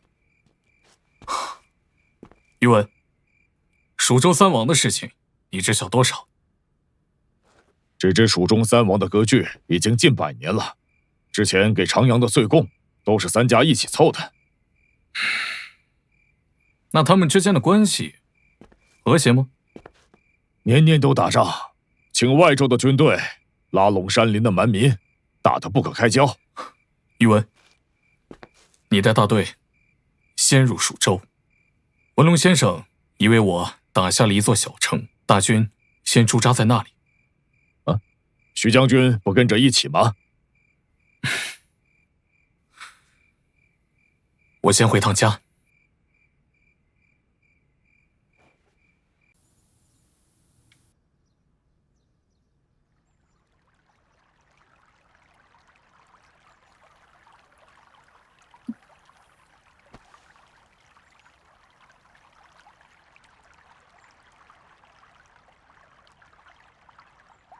徐郎，你什么时候回来？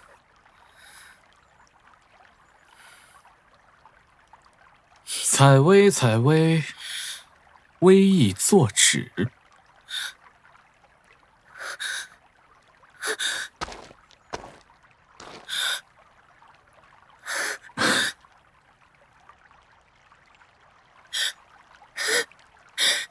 徐郎。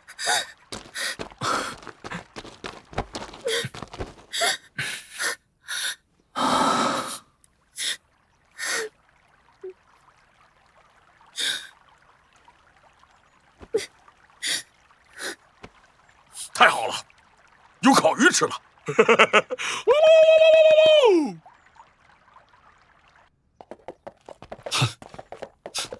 东家回来了，主公他们回来了，东家回来了，东家，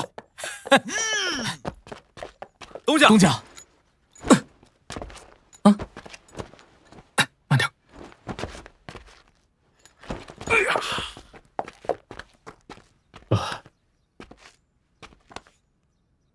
我这次能回来，多亏了随行的兄弟用命。还有你们，不仅替我守好了庄子，还为我打下了一座城。我徐穆拜谢大家。使不得，东家，使不得呀！诸位随我，都是为这天下走一遭的人，都是志同道合的战友、兄弟、朋友。以后啊，就唤我一声东家。我等之间并非君臣。是，东家，东家，我东家如此一来，便要出事了。胜哥，叫人去准备酒，今日的扶风城大醉一场。得嘞，好，好，走，走。走，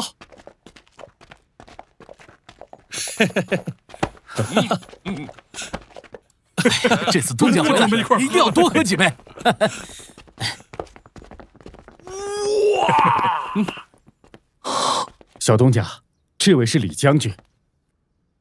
李小婉，你，徐穆，这扶风城便是我和文龙先生打下来的。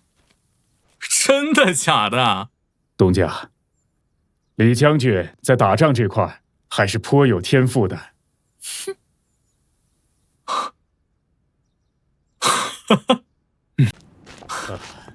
阿弟，东家，长高了。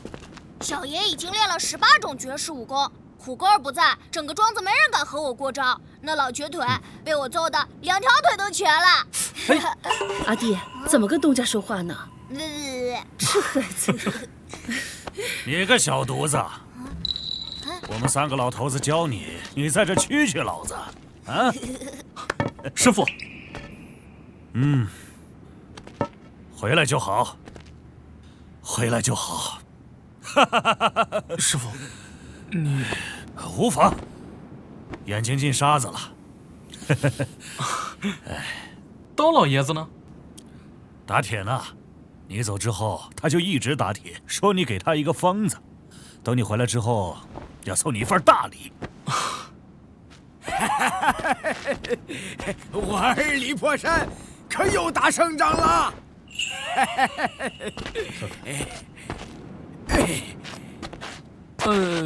爹，您这是做甚呢？要入京领赏了，得找几条大的麻袋，找皇帝老儿要钱去。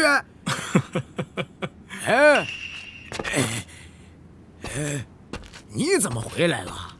不打到北狄皇庭，你还有脸回来啊？换着我当年就直接兵不血刃的。估摸着北狄的那些公主们都争着要抢我做驸马呢。老头子，您别吹牛了。走了，老爷子，喝醉天仙。我吹牛，醉天仙。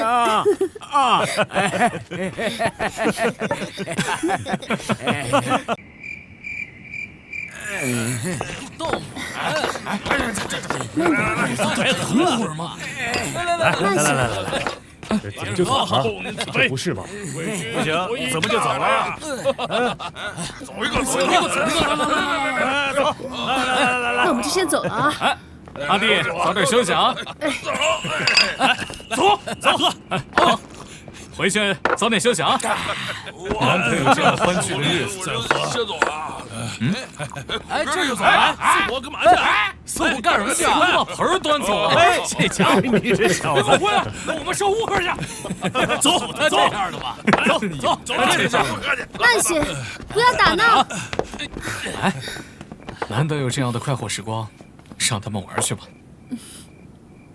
文龙先生，真是大才，当真以1000人之兵马拿下了这扶风城啊！略施小计。但这扶风城终归是太小了。主公的目标当在蜀州13郡，这何尝不是我的计划？扶风城等同于小镇，又地处边境，只能算一个暂避之所。我算了一番，主公现在的兵力，抛开落户的民夫，该有2万左右的人马，还有定北营的2万营兵。这么多的人马，扶风城根本养不起。先生可有良策？浑水摸鱼。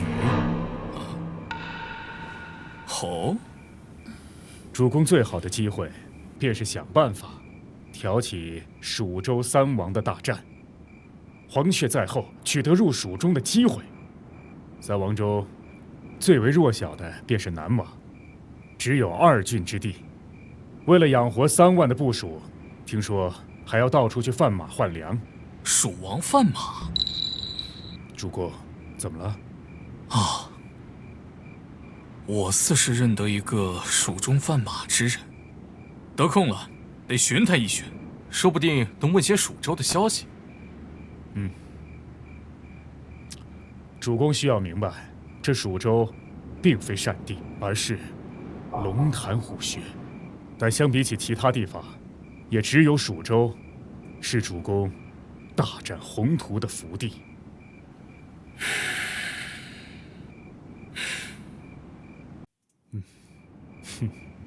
主公啊，文龙先回房了啊。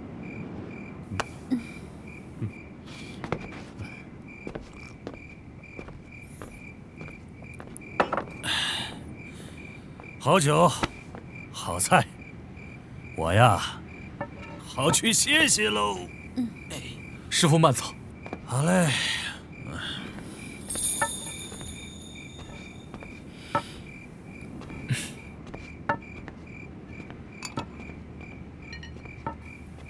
吃饱了吗？奴家许久未曾这样开心过了。我再吃些，尝尝我新学的。我在外的时候，做梦都想吃上你亲手做的菜。晚上的时候，能够在你的身边。现在好了，我们可以从这小小的成了，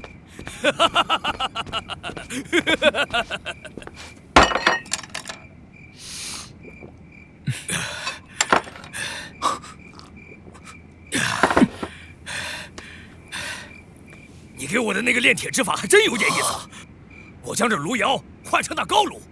另外，你给我的那个鼓风机，我也研究明白了。我找了几个青壮，每天就在那采，这火势比之前旺了有余啊！陈老爷子，你可真是个天才！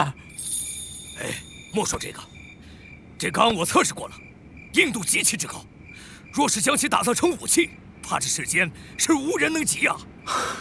另外，你先前给我的那个叫什么复合弩的图纸，我也研究过了。若是将其代替木弩，别说100步穿杨，就是数百步，它也可穿杨啊！陈老爷子，你要是在我那个年代，高低得是个发明家呀！哎，你休要碰我。这弩我倒是造出来了，但现如今这弓弦的张力不足啊，怕是难以发挥作用啊。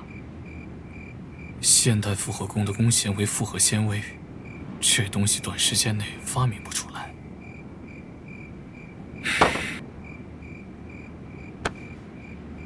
老爷子，你可曾听闻马草？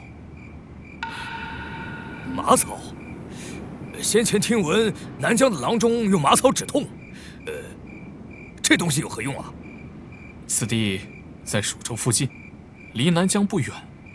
马草虽无药用价值，但是却是最好的纤维材料。若是做成弓弦，张力巨大。好，非常好。那处赭石的矿脉，我已让周尊去漫采了。你想办法打下一座临近湘江的大城，接下来的冶炼，不管是巨桩还是铁甲铁弩，都有机会量产。哦，对了，你再找摆来个好的工匠给我。老爷子所言极是。回去拿银子，明日我就让喜娘帮我去寻马杆。走了。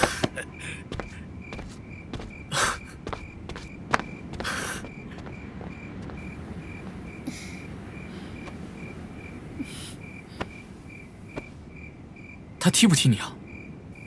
狗蛋儿不踢。啊？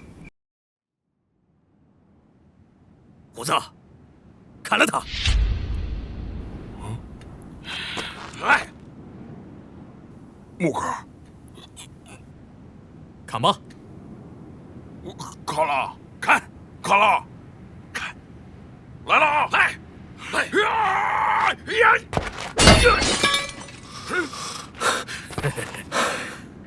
我的亲娘！木哥，这也太硬了，这甲。这甲虽然硬，但是就是有些重，得需要青壮汉子。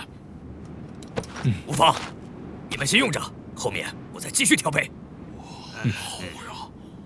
魏峰，你先统管着这几副重甲，得空的时候让兄弟们先熟悉一下。东家放心。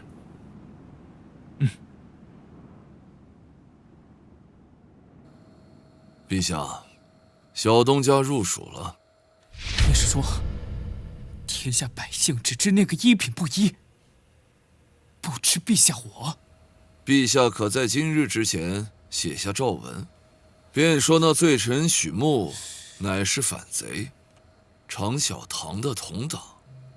许穆，人人得而诛之。长庆，这根本就是无用之事。陛下，臣觉得有用。倘若我哪天闲来无事，就沿着这湘江而上，杀入蜀地，这样我师出有名，才能成就大业。说不定，不仅是小东家，就连这蜀地的13军，有朝一日都会并入陛下的直领疆土。当然了，若陛下不想要，臣谋想，陛下可否让与我呢？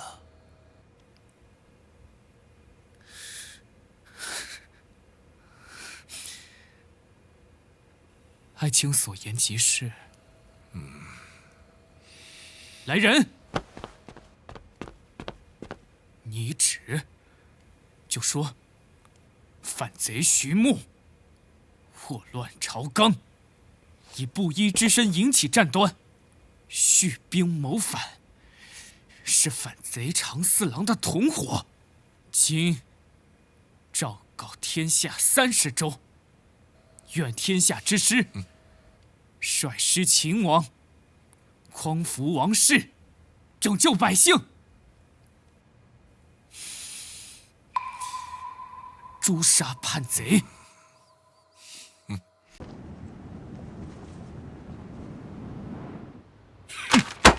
袁安真是闲得慌。莫说这天下30州，他就算把这朝文推到西域，推到塞北，你看有没有人听他的？木哥，我看他就是想恶心你，说不定是他陈长庆的意思。天下唯二的2个狗父，一个土狗赵青云，一个陈长庆，都是狗爹养出来的种，最他娘的会使坏了。这话谁教你的？啊，这遭走边关悟出来的。四虎，你变聪明了。我打小就聪明。东家，文龙先生7日未眠，说终于想出来了。他太累了，不便走动，所以就想请您过去。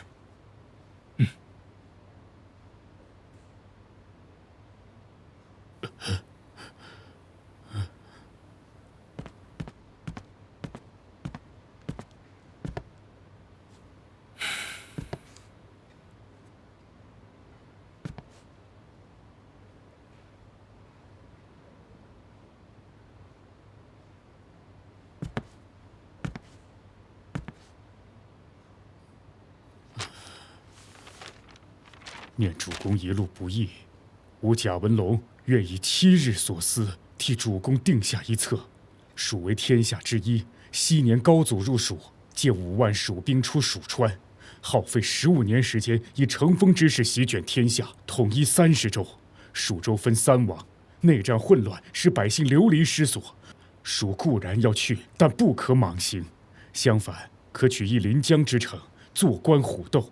临江城依水而建，城池巨大，人口众多，可遣陈胜从商，赚取军饷粮草。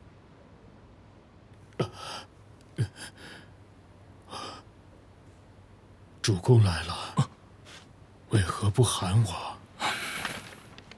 文龙何不多睡一会儿？心有大事，如何能睡得太深？吾得文龙，当是如虎添翼。主公又说这样的话。主公战天下，拒北敌，已经名震天下。主公可上拜帖送去，3家蜀王有了交好的态度，这3位蜀王短时间内碍于主公的名声，是不会有异动的。文龙可听说了？暮云州的袁安发了天下诏文。暮云州的袁安发了天下诏文。我知晓，但这些东西都是无用的。说句难听的，如果袁安手底下是3万救国营，被陈长庆彻底分化，我估计他连行宫都走不出去。能做一方诸侯的，都不会是傻子。长四郎直接打跑了皇帝。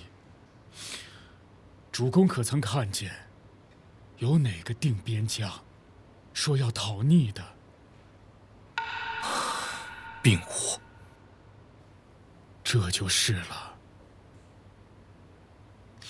没了小侯爷，袁安多疑怕事的性子，是坐不稳江山的。他本就是个庸碌之人。这并不可惜。可惜的是，小侯爷一腔的救国热血，终究是扶不起整个江山。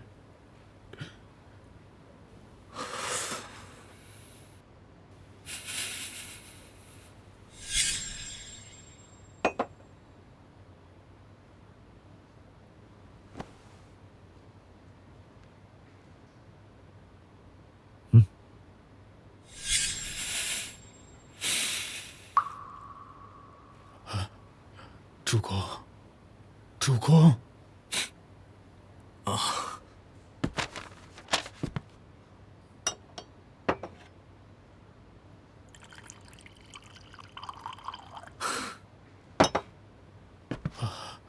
主公若有空闲，可去临江的几座大郡探看一番了。这是主公入蜀的第一站，需小心。就算此举不成，我还备有长远的大策，如10年时间休养生息，划江而治。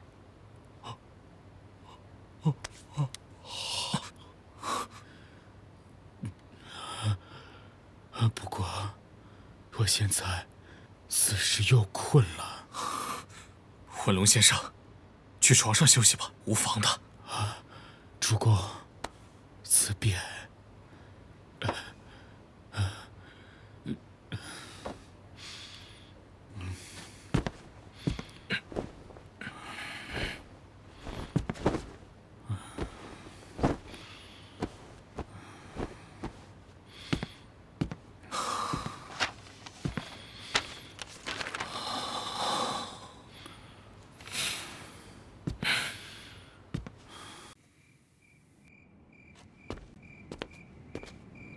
东家，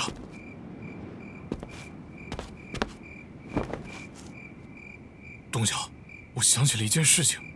军师带着我们攻城，那会儿有个老文人，称他为毒鳄。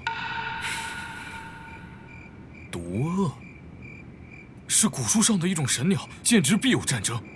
军师用离火之计跟我们里应外合，方才夺下了扶风城。遥想当初大计义军起事的第一把火，确实也是军师点起来的。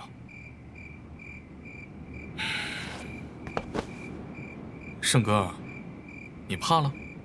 并非是，我对东家还有军师都佩服得紧。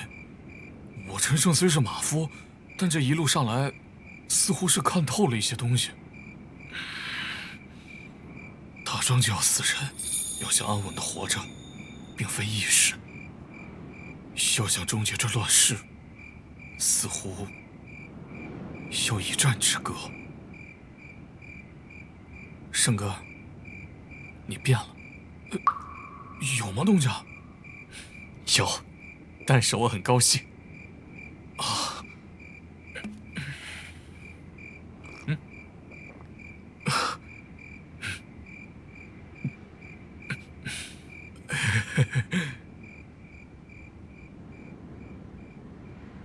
徐老，这包袱里放了些水和干粮，里面还有金疮药、刺平的便是。我会回来的。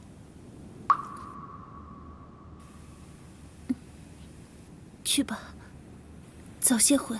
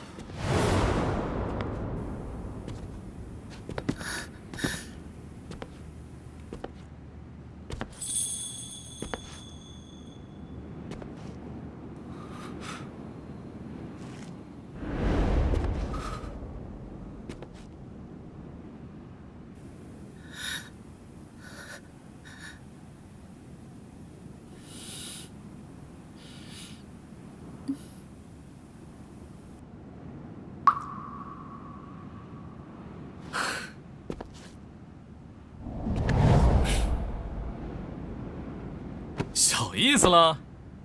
放心吧，我走了。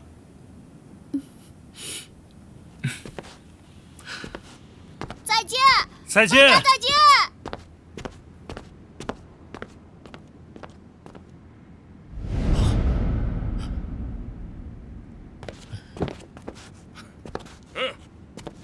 走了。再见。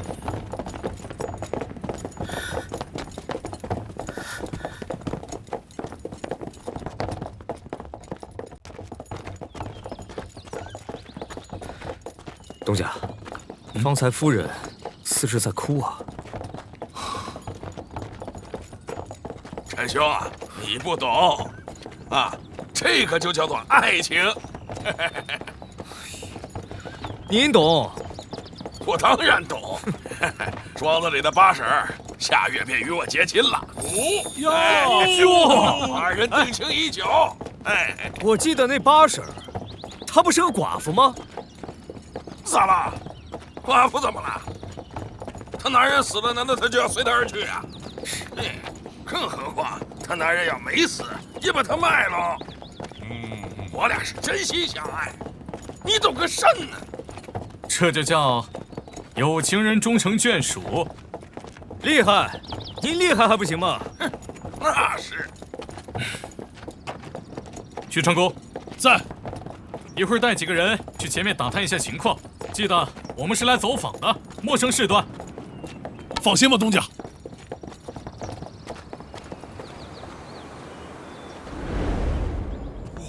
东家，这临江城江匪为患，经常打家劫舍，说是出了问题，便会顺江而逃。东家，此处霸占的水匪约莫有万人，水寨藏得太深，无法探到。方才你们入城，我每个人交了80两保头税。这么贵啊！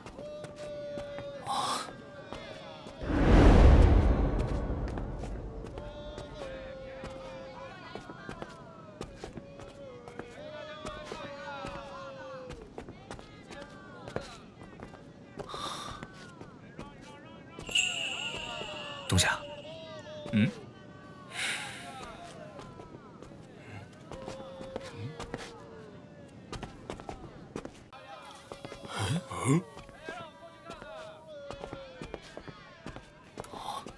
怎的了？东家可知他是谁？他是谁？如果我要是没看错的话，那便是30州的李知秋舵主，是我等这些侠儿的头。在我跟常少爷之前，见过一场。陈先生，这怎么说？东家有所不知，所谓舵主，便是30州侠儿堂共同推选的首领。这李知秋，我先前听说人在西域，可不知怎的，这又出现在了蜀州。东家务必小心，此人非同一般的侠儿，他的想法，并非是杀官杀皇帝，而是想让30州的侠儿聚在一起，夺天下。但后来因为没人响应，加上差点被人谋杀，所以逃去了西域。此人武功极高，高深莫测，一般人对他了解更是少之又少。但我认得出他旁边的书童，是他的贴身死士李逍遥。微风，许成功，你们2人去打探一下江北的情况。是，东家。陈胜，你去打听一下附近的山谷和山路。是，督教。陈先生，我们找一高处，我要看看这白鹿郡的地势。是。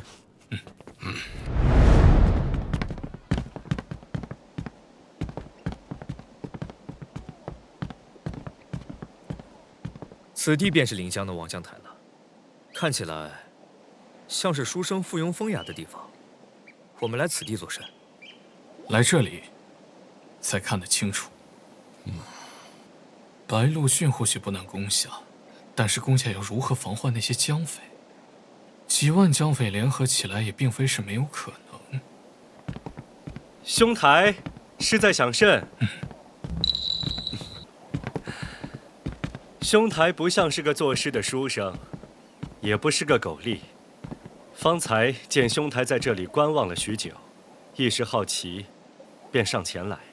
至于在下的姓名，这位陈先生想必已经知晓了。方才路过时便认出了我，而在下亦有过目不忘的本领。李总舵主，想说什么？兄台可是想取这临江的白鹿郡？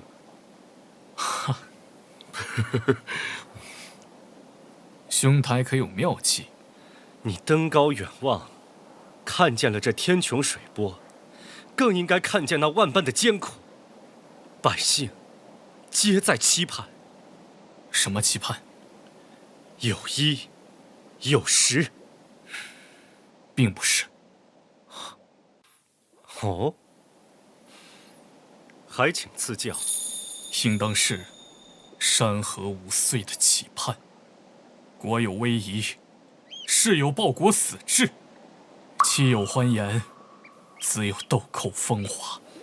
兄台的意思是，百姓不可易。便如这临江之水，能够载舟行船，亦能覆舟沉江；水能载舟，亦能覆舟。水能载舟，亦能覆舟，有意思。今日相遇兄台，当是一场相见欢。在下有预感，你我他日定会再见。到时，请兄台饮酒，还请莫要推辞。逍遥，走了。是。听闻了塞北草原的事，知秋对小东家佩服得紧。白鹿郡的水寨，就在郡东20里处，溺于林中渡口。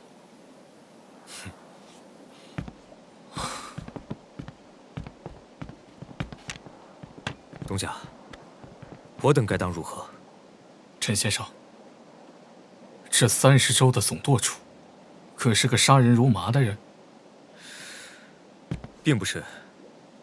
但他若是真要杀人，除开像皇帝老儿那般的，那人都必将会死。我想当年，若不是他被奸人围杀，导致受了重伤，他也不会远走西域。我明白了。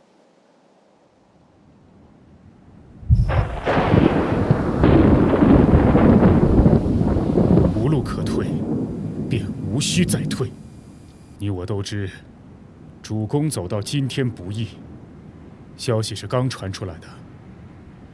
慕云州与蜀州边境的交界，至少7股溃军，被朝堂册封为定边将，共计2万余人，即将奔赴扶风城而来。那皇帝是想不出这道计的，只能是陈长庆这个狗夫。主公尚未回来，还需多久？约莫1天的时间。李将军，我带3000人过去。若是主公回来，你便与他说，拿下临江的城郡，莫要再等。慕云州那边，恐有大军来袭。军师，3000人迎战定边营，够否？扶风城上需要驻守，到时候主公回来也需大军同往。这是主公入蜀的第1战，我等定要打出威风，立稳蜀地。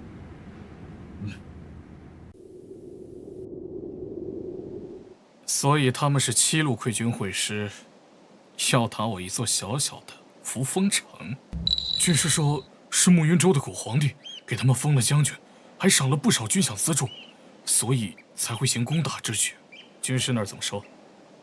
军师带着李小婉李将军与3000人去了，还说让东家勿扰，他定要打出威风，还请东家莫要犹豫，想办法立即攻下一座临江大郡，作为我等的栖身之所。3000人迎战2万人，军师该怎么赢啊？军师说他自有妙计，东家只管放心拿下白鹿郡即可。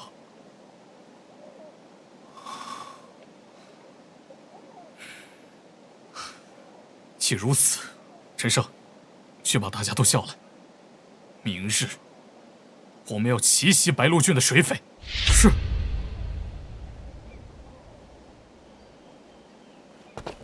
李将军，多派300人的斥候。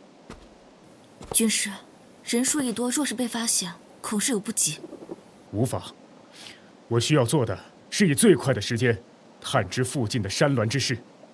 蜀州多山，特别是入蜀之路，山势环绕蜀道，仿如登天梯。我们人数不多，唯有借势，方可破敌。哼，孺子可教也。是军师大志，恳倾囊相授。我教书14年，半生成事不足。如今你我便用这双手，这满腹的拙技，替主公，替天下，再开万世太平。这回是有盼头了。老东西，交出来！大爷，别动了！大爷，大爷，大爷！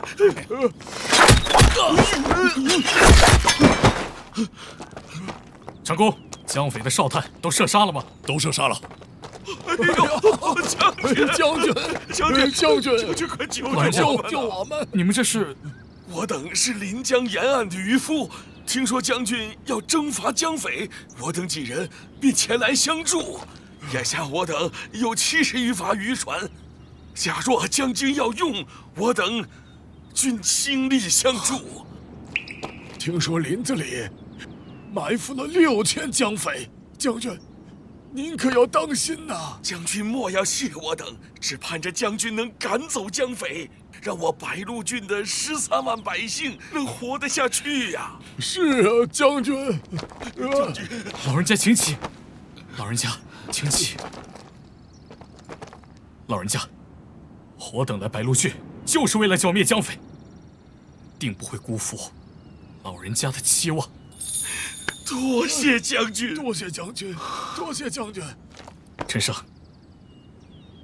你送几位回去，务必小心些，莫让江匪盯上，免得报复。是，东家。老人家们，请随我来。好，走，快走。多谢将军，多谢将军。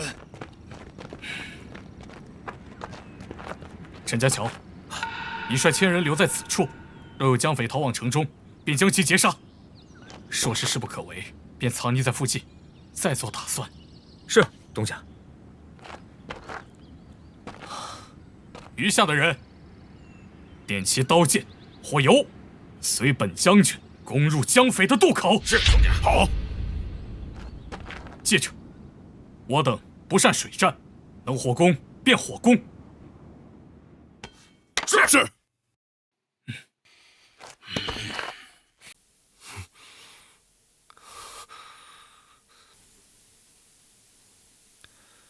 起风了，看来这火势要烧起来了。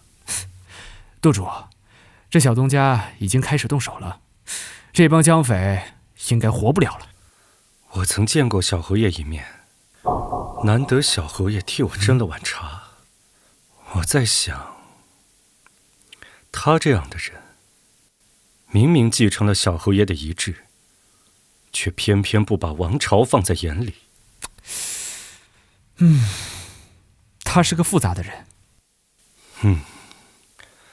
我忽然觉得，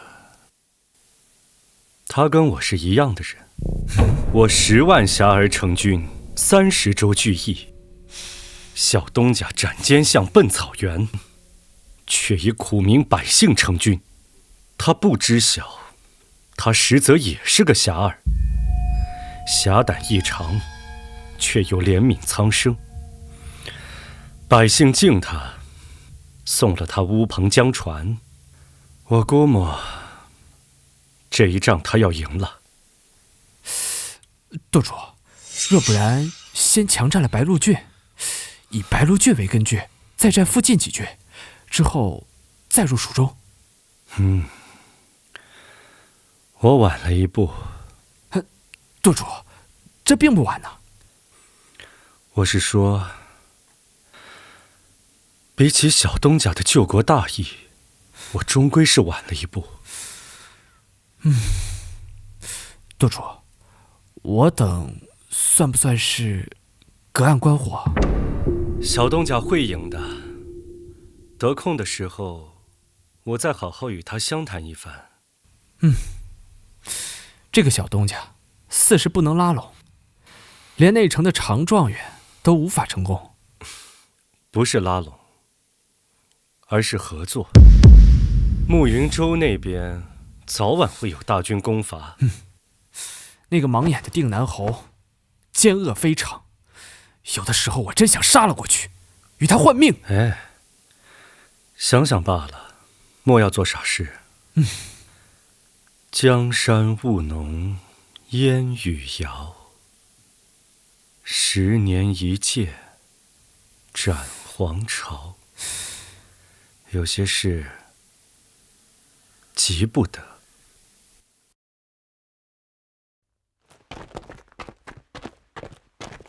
东家，这次收获了近100艘战船，财宝、粮草都有。哎呀，天知道这帮江匪到底刮了多少民脂民膏。木哥，城头的旗子我都抄好了，以后就是咱们家的了。微风，东家，你那边如何了？江匪啊，拿百姓要挟，骑兵营啊杀红了眼。嘿，救出百姓后啊，沿着江边追杀了10几里。我也没管，嘿，尸体啊是铺了一路，剩下的那些活着的乡匪啊，胆儿都吓破了。做得好！我等从边关回来，他们是为百姓在守国门，自然见不得这帮江匪欺辱百姓。走吧，回白鹿郡。哎，东家，那个打伞的在郡里等您呢。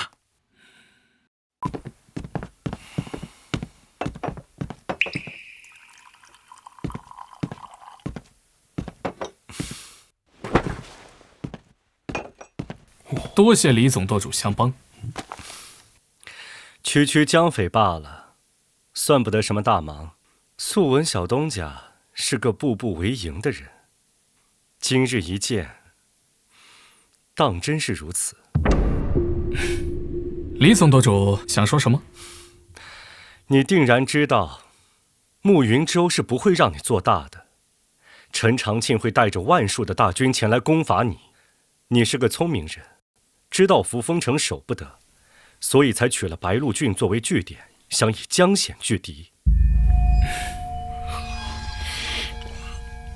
而蜀中的3个蜀王，也绝非善类。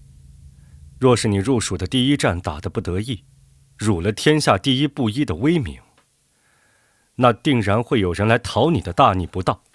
道理很简单，自家的屋檐下，哪容得别人站着避雨？李总舵主，你说了这么多，到底想说什么？我想跟你合作。比起蜀州，还是慕云州更适合我。但你我都知，慕云州有大军，更是傻子皇帝的朝堂所在。陈长庆若是来攻伐你，你我联手，我帮你把他打烂。陈长庆一旦兵败，你便有机会去慕云州。不想与你争蜀州了。即便我赢了，也是头破血流。你身边的军师，你的战将，有许多都是大才，而你的这位弟弟，更是万中无一。木哥，他夸了我的。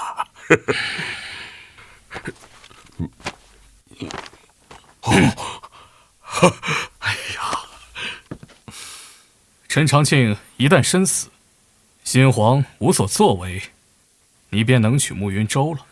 可惜了，朝堂之上的小侯爷，满腔热血，付了一场空。你识得侯爷？是。值得。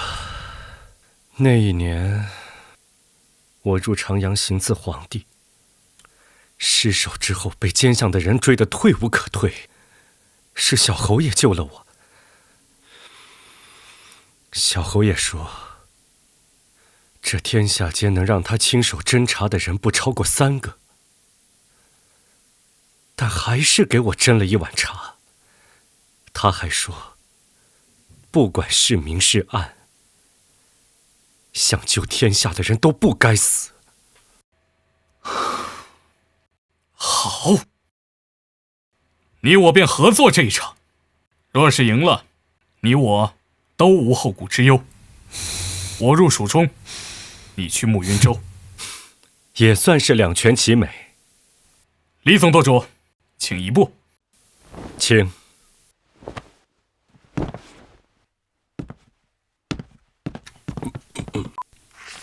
李舵主手上有多少人马？8000遐迩，2万跟随的义军。陈长庆有7万水师，他会以皇帝的名义令沧州出军，加起来至少13万人。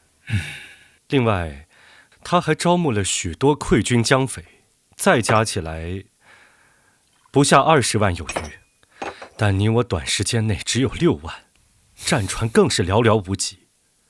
小东家，这一仗你敢打吗？敢打。如果有选择，我亦不想打水战，但你我没有第2个选择。陈长庆一旦登陆，以蜀州边境的地势，你我必败无疑。水战是唯一的机会，但你我的胜算不足30%。不少了。这还是加上你的志气，还有誓死不畏的士气，否则的话，1成都不到。李舵主还真是实诚人。没办法，你我是同一类人，明明是无根基的狂徒，却偏偏想救命安天下。李舵主觉得，这慕云州的大军何时会来袭？他要调兵，要招安，备粮草辎重，动用民夫。我估计短时间内不会有动作。另外，我懂些看天的微末本事。明日过后，湘江会入一场雨季，所以接下来这1个月，便是你我最后的筹谋。李舵主可有良策？古往今来，兵力势危之下，必有借势，方能有一丝胜机。譬如说，小东家先前攻打江匪，便是借的火势。还是用火攻？陈长庆久居湘江，虽然奸猾，但绝非庸碌之辈。莫要忘了，他可是跟着小侯爷一步步打下的定边大将。这我知道。所以，他必然会防火攻。这段时间，你我多取战船。白鹿郡附近有一个水寨，我寻思，想必能巧来100艘战船。另外，在白鹿郡内有一个造船的韦家，小东家可亲自前去拜访。至于另一边的水寨，100艘战船，我带人去取，没问题。水战我来打，小东家可得想一个奇招，方能破掉陈长庆。小东家，告辞。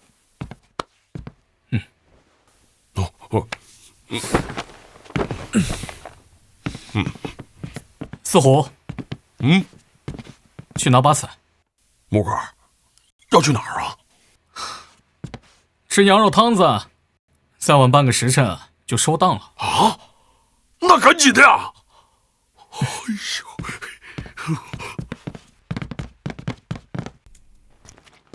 木哥，这不像喝羊肉汤的地方啊！徐将军，幸会幸会。哈哈哈，这边请。我家小院儿还行吧？哈哈，请上台。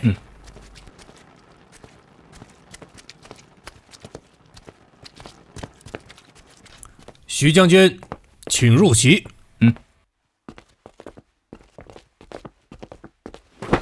哎呀，木哥，还真有羊肉汤啊！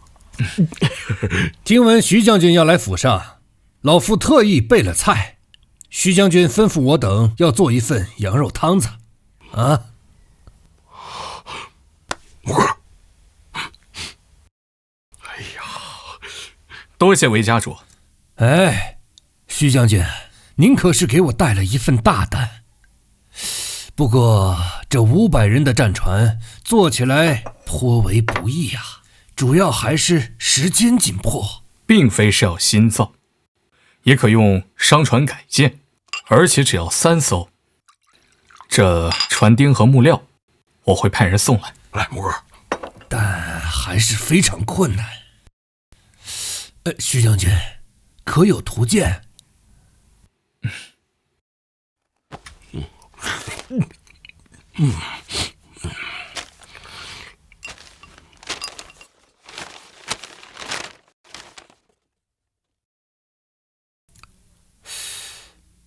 徐将军，这是甚船？老夫竟从未见过。盾船。盾船，从模样上看，连船舱都未开启，如何射杀敌军啊？而且，既是主船，为何要加船桨呢？这你不用管，我自有安排。徐将军，老夫做这造船的营生已有30-40年了，从未见过如此的战船。这船帆之下皆用铁皮蒙蔽，老夫只是觉得有些浪费了。不仅要覆盖铁皮，这船的2侧还要预留排孔，用于存放油柜、重弩。回家主，我听说你曾为江匪造了许多船，怎么能给江匪造，为何不能给我造？为何不能给我造呢？徐将军，您既已如此说了，老夫岂敢不效全命？我相信韦家主的本事。造船之事，切莫让其他人知道。劳烦这半个月，韦家主便在船厂小住。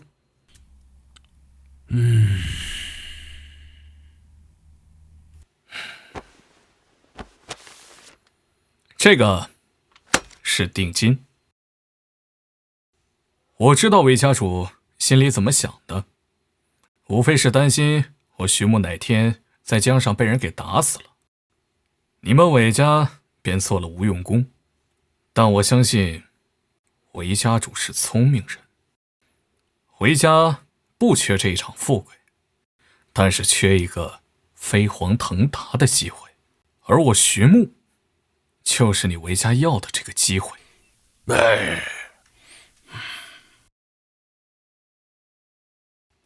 四虎，走吧。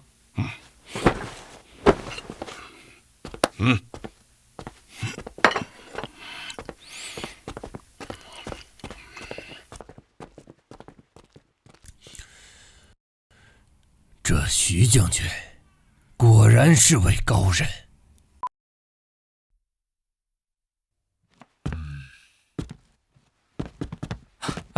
徐将军回来了。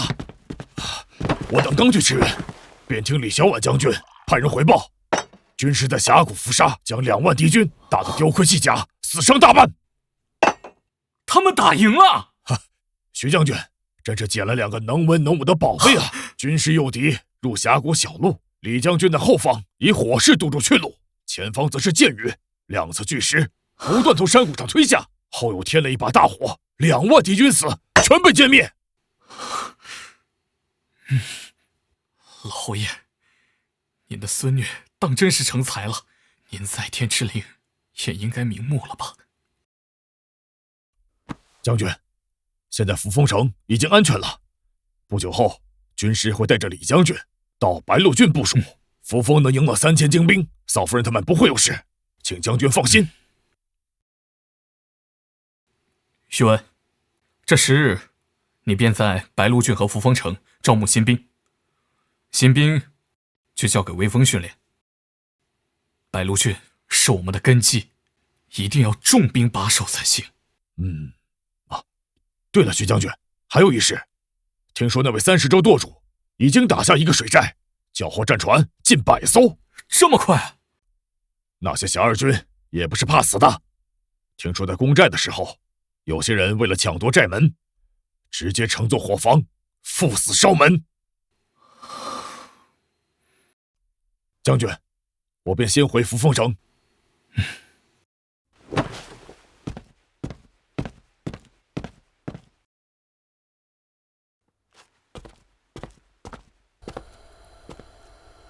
若不是这场降雨，我定要杀向蜀州。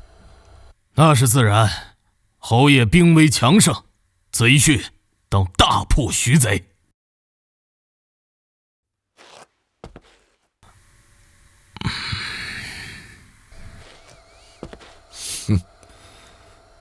程鲁啊，最近你的嘴巴是越来越甜了，莫不是心虚，做了什么对不住我的事吧？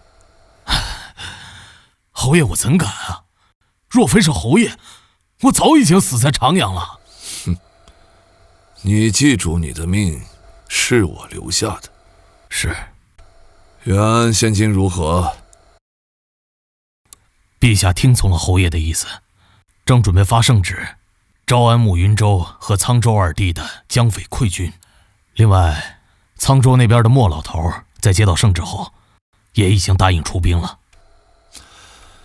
程鲁啊，我问你，小侯爷死的时候，为什么选了小东家这个白衣白身，而不是选我这个征战南北的大将呢？那是小侯爷他眼拙，看不出侯爷您的身子上分明有金龙萦绕的气息呀。金龙萦绕，哈哈哈哈！说得好，我程长庆却是金龙萦绕之人。传令下去，雨季一过，慕云州20余万大军，1000艘战船，杀向江西。这一次，一定要杀了小东家，更要占领蜀州。是。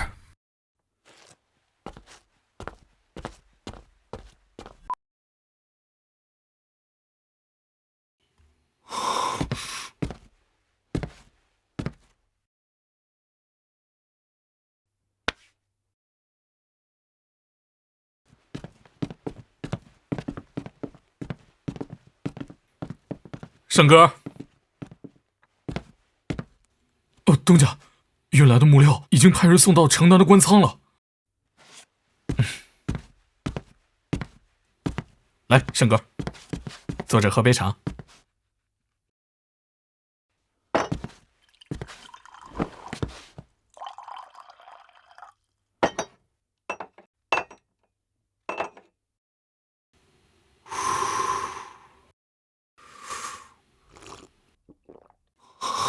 东家，若是哪日需要我，莫忘了我，我陈生尚能握刀。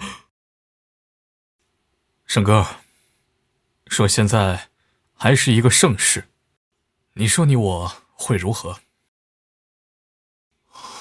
或许我就只是一个马夫，但我不会流离失所，更不会让妻儿吃不饱饭。可如今并非盛世，我只恨自己断了一臂。心中有刀，则万物皆可为刀。心中有刀，万物皆可为刀。圣哥，其实我早就想过了，说过这依然是个盛世。我想你也不会是一个普通的马车夫，因为我早就看出了你的不凡。东家说的可是真的？你有一颗赤子之心，在这个乱世难得可贵，已经超越很多人了。东家说是，那就是。打仗不只是要死人，也要花很多的钱。采薇替我看着庄子，周孙周洛他们打理商道，吕奉陆劳帮着酿酒。而这军中的事务，我能依靠的只有你。东家，我做的不够好吗？不，恰恰相反。我曾听说过一个词，叫人体代偿机制。你虽断了一臂，挥刀不如前，但是却大大的激发了你的统筹能力。后勤是大军的保障，若是要打胜仗，稳定的后勤必不可少。你的刀就该用在这儿。东家，我晓得了。之前夫人教我读书看账，那些东西犹如天书一样，我看不懂。可自从咱们打了望州回来以后，我愈发觉得自己看得清军账，算得清辎重了。圣哥，我相信在不久的将来会迎来属于我们的盛世。老道那边的铁弩你帮忙盯着，还有雨季要到了，那萧石做的炸药要用油纸包着，避免防潮。这些是破敌的利器，或许也是改变战局的关键。走，东家，做好了的。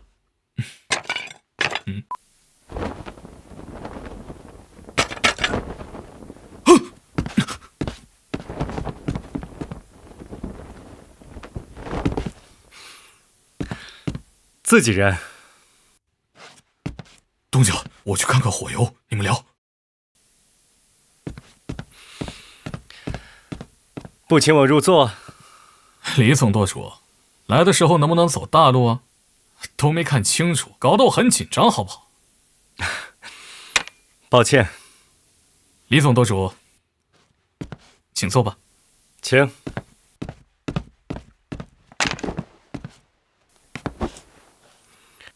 附近的两伙江匪已经都让你我捣尽了，所得战船不过200余艘，所乘不过10000人，加上之前征召的乌篷小江舟，不过100之数。在下想问，小东家可是有良策？毕竟以陈长庆的声势，借着陡剑的冲锋，他定然是要打接弦水战的。火攻之法，我定然是有，但是陈长庆他也不是傻子，不会把船聚拢在一起，那火便烧不起来。小东家既已想到了这一阶段，想必自然有应对之策。那陈长庆发了讨贼逆文，江边的百姓已经捡到了。那逆文我看了，说是要起100万兵甲讨逆你这反贼，而且要与蜀中3王一同举兵四面攻杀白鹿郡。蜀中3王不用担心，他们号称100万兵甲，但实际上只有20万人。这独眼龙很有信心啊！你可否想过，为何一个蜀胆之人却要发出诏书？他是要趁乱入了蜀中，他要做皇帝。有理有据，那无妨，我们便顺了他的野心，如何？是这个思路啊，可是这办法我想不到。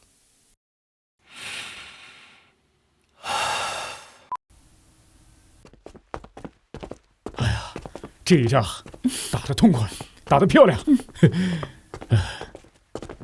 哎，主公，文龙先生，李将军，小东家，我们赢了。我说了，我是李家之后，我可以的。文龙让主公担心，愧疚难当。两位打了胜仗，可喜可贺。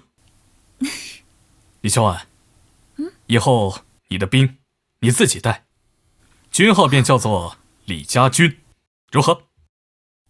当真？自然当真了。好，酿酒的，你记住了，你要手拿白鹿郡无暇顾及庄子里的事儿，我就替你守好这扶风城，保护好采薇姐，保护好庄子里的人。爷爷留下来的信，我看了无数遍了，我李小婉定能在这乱世有一番作为。好，不愧是我教出来的徒儿，虽是巾帼，但亦有报国之志。我相信你，我也相信你。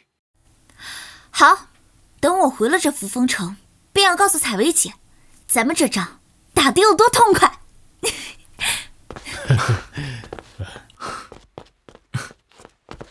文龙先生，这一仗你来了，我便心安了。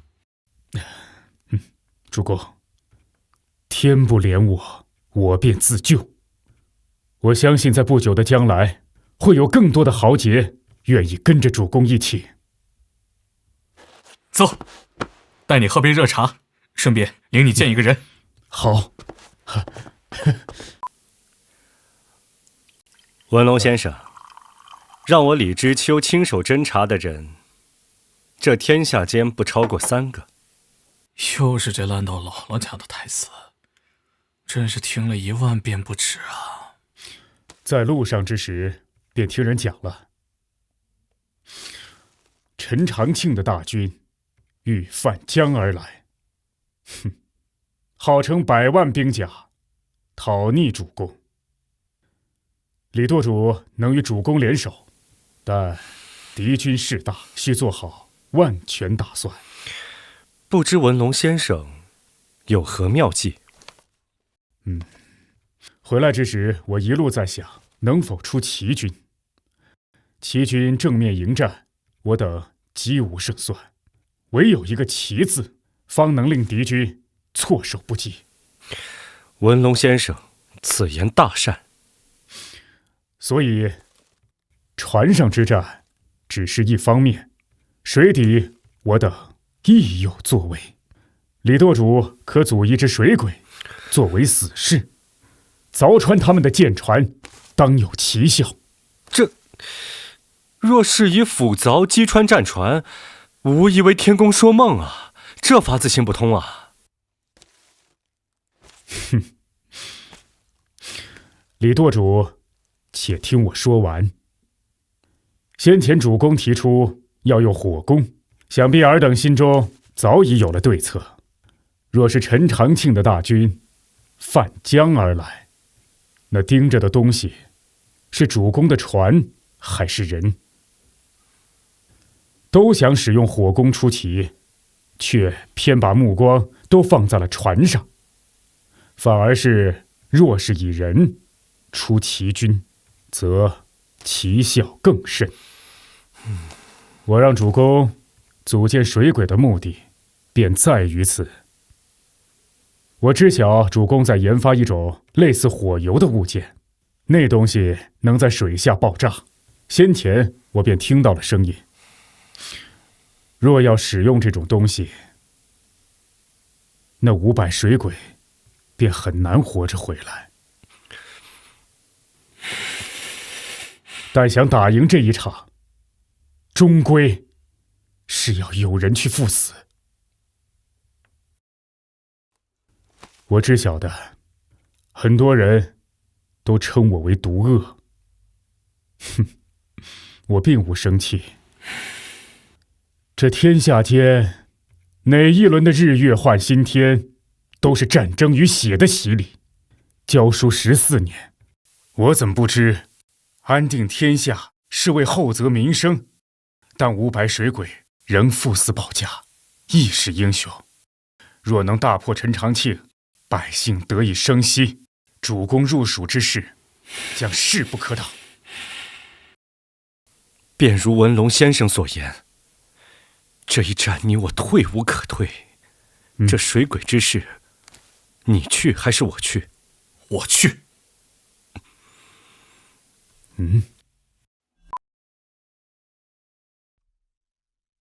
你做水鬼？是。这老爷子这行吗？这个这身板去，这不是送死吗？这个对呀。抚恤金200两。200两啊！这不少200两。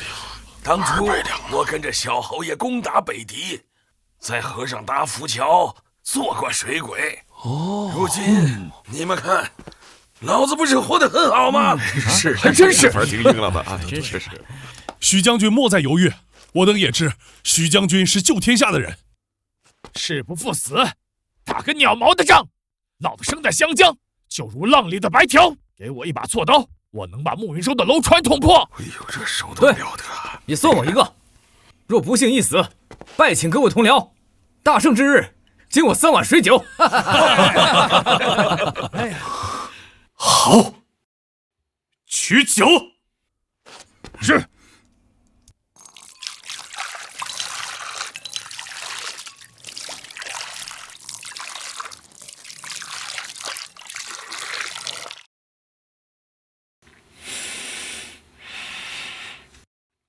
这污浊的天下，这暗沉沉的世道，终归要有万千英雄，报以舍生忘死之志，将父老妻儿护在城墙之后。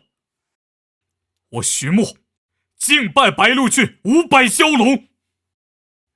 当有一日，蜀州的安定，天下的太平，当如尔等所愿。徐将军，你且瞧好了，老子们便是湘江上的蛟，定叫敌军有来无回。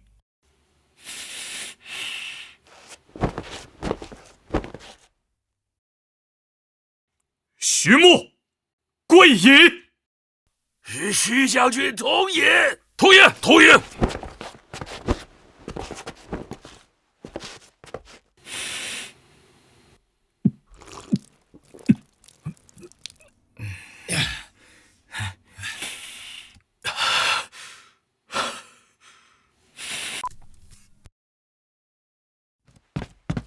东家，韦家那艘战舰快要建好了，一会儿随我去趟韦家。东家，我们真的能打赢吗？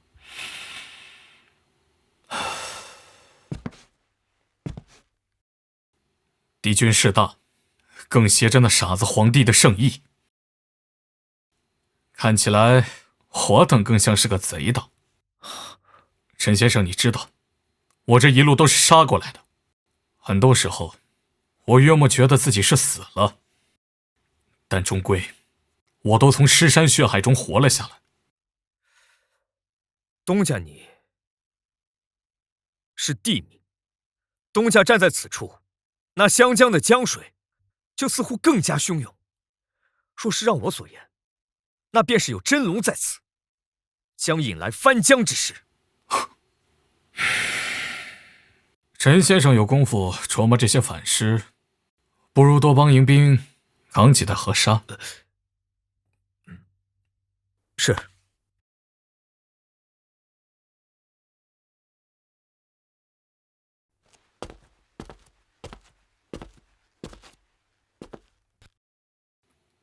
韦家主，那船可造完了？除了接龙骨和船身蒙铁皮之外，余下的活儿都不费什么时间了。但是这船下水的情况，到目前为止，我还是不能确定啊。毕竟在此之前，我韦家还从未造过如此之船，而且还是改建的。再过8日，能下水吗？徐将军放心，即便老夫不眠不休，定会如期交付。韦家主是聪明人，劳烦韦家主了。哎，东家，我观那战船，造的有些怪里怪气的，好似一只大乌龟。不过又当如那玄武神龟镇守北地，当有帝者之气。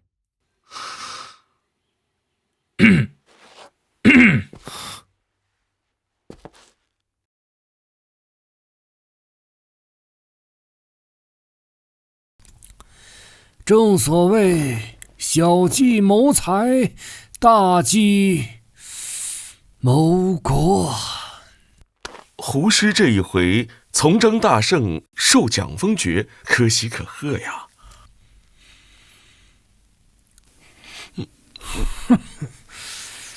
我胡家要的可不是这些东西。胡师，那是什么？云从龙，风从虎，而我胡家也到了该抉择之时。陛下却在暮云州。陛下，是那位缩在龙椅上的陛下吗？是。胡师，晋文署中最近有一个中年文士，有些技艺被人称为毒恶。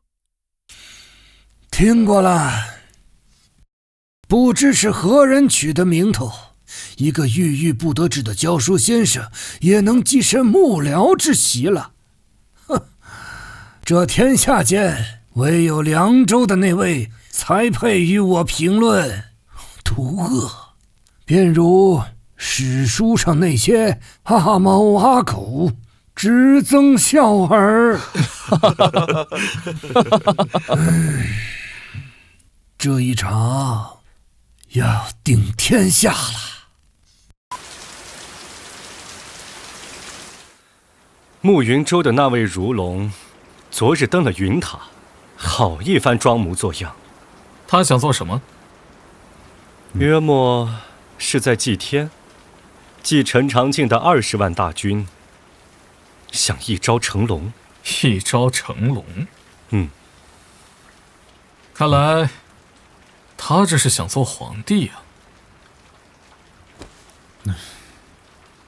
若是陈长庆趁机攻入蜀州，再加上沧州的不作为，则湘南3州尽是归于他手，3个大州的疆土足够他起事了。这个如龙是什么人？叫胡白松，人称如龙。若是有他随军出征，我担心被看出破绽。这样的人怎么会选陈长庆？云从龙，风从虎，便如我一般。浑龙先生可有办法？腹中已有良策，到时我会搅乱胡白松的目光。主公与李舵主只需按照原计划行事，无需过多忧虑。文龙先生，这一场你必将名震天下。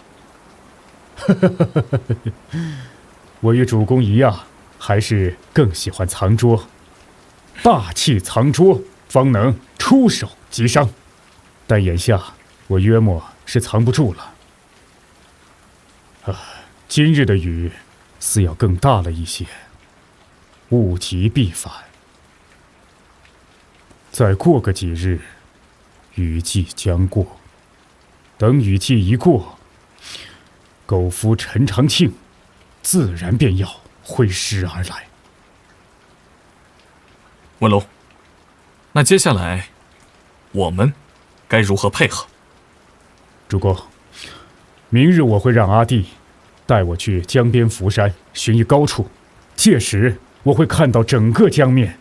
待到战时，我会发出信号，主公且根据信号执行战术。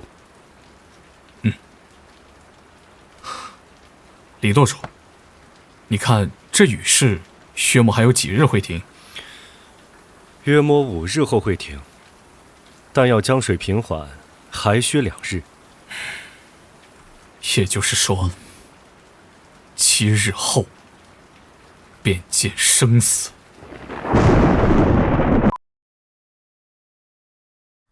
军师稍坐。辛苦阿弟。这里是福山的制高点，足以目测整个战局了。信号剑可在。军师放歇。阿弟，你虽是个孩童，或许此番话，于你我才能讲出口。军师，你说吧，我听得懂。试问你的这些老师中，哪位教得最好？自然是您，但您看起来比那3个老鬼安静得多。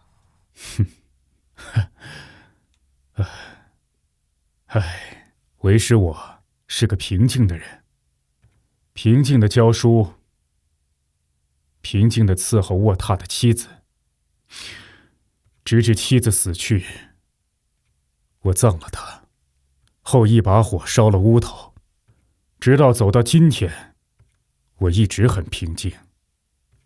但不知为何，今日我心血翻涌。秀才爷爷说过，世道的污浊需要有人来清除。瘸子爷爷讲过，就算天下不公，总要有人铲平不公之事。打铁爷爷说过，谁要是不听话、不服管，那就狠狠地揍他。好，说得好。哪日小东家要是打不动了，你莫要忘了，你的娘亲、你的姐姐，甚至是你自己的命，都是小东家救回来的。阿弟与其他小儿不同，阿弟虽小，但亦跟着娘亲，跟着东家，见过经历许多。阿弟知道，阿弟要成为什么样的人。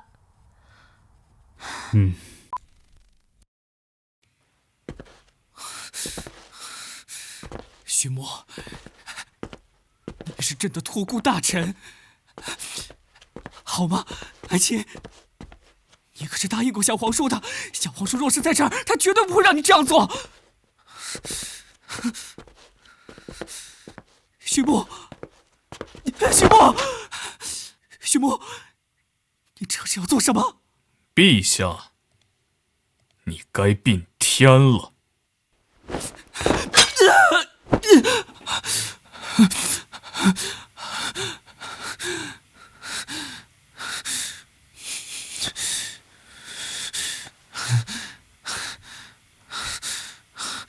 陈清，还好你在。陛下，你该去宾天了。不好意思，陛下，本侯说错了嘴，应该是陛下该去祭天了。陛下，大战在即，还请陛下祭天请愿，恭送我等大圣而还。朕准奏。陛下放心，本侯乃是大计最大的忠臣，这一次定能正我朝堂之威。胆敢对我王朝不敬的，我一个都不会放过。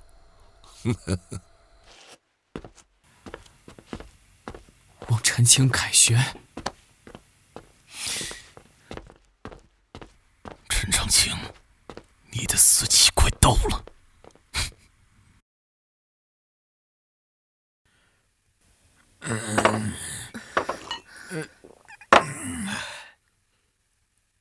瘸腿，我尽力了，3艘盾船，12把重弩，1000包火药，我已经尽力了。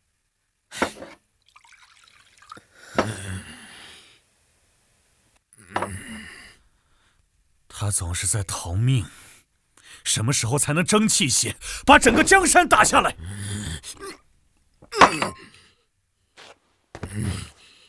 我儿李破山岂是一懦夫乎？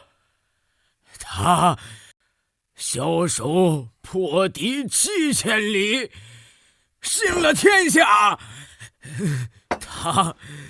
他是我儿。你儿在草原上。不，他就是我儿，是我们的儿。对，等他打赢了回来，一定要让他们挨个给我们敬酒。他说过的，要给我们养老的。对呀，来，我儿，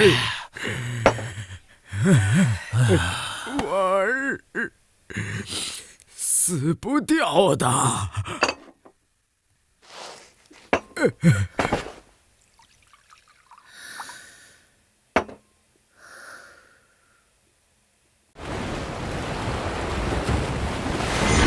他们走了。回陛下，走了。奴才担心定南侯大胜归来，恐会下手让陛下退位让贤。朕就不明白，那些定边大将，那些王爷，为何都瞧不起朕？也好，他们越瞧不起朕，朕就越有机会扮猪吃老虎。陛下，莫非已经有所安排了？你觉得这场大仗谁会赢？老奴觉得陈长庆会赢，整整的20万水军，奴才实在想不通那小东家如何破局。哼，你错了。你是何人？没有人会比陛下更了解那徐不疑。他就算是输了，也会狠狠地咬陈长庆一口。不过没有关系，无论谁赢，他们都会削弱彼此的实力，而陛下将会成为最大的赢家。陛下，这位是？这位是大计的国师。参见国师。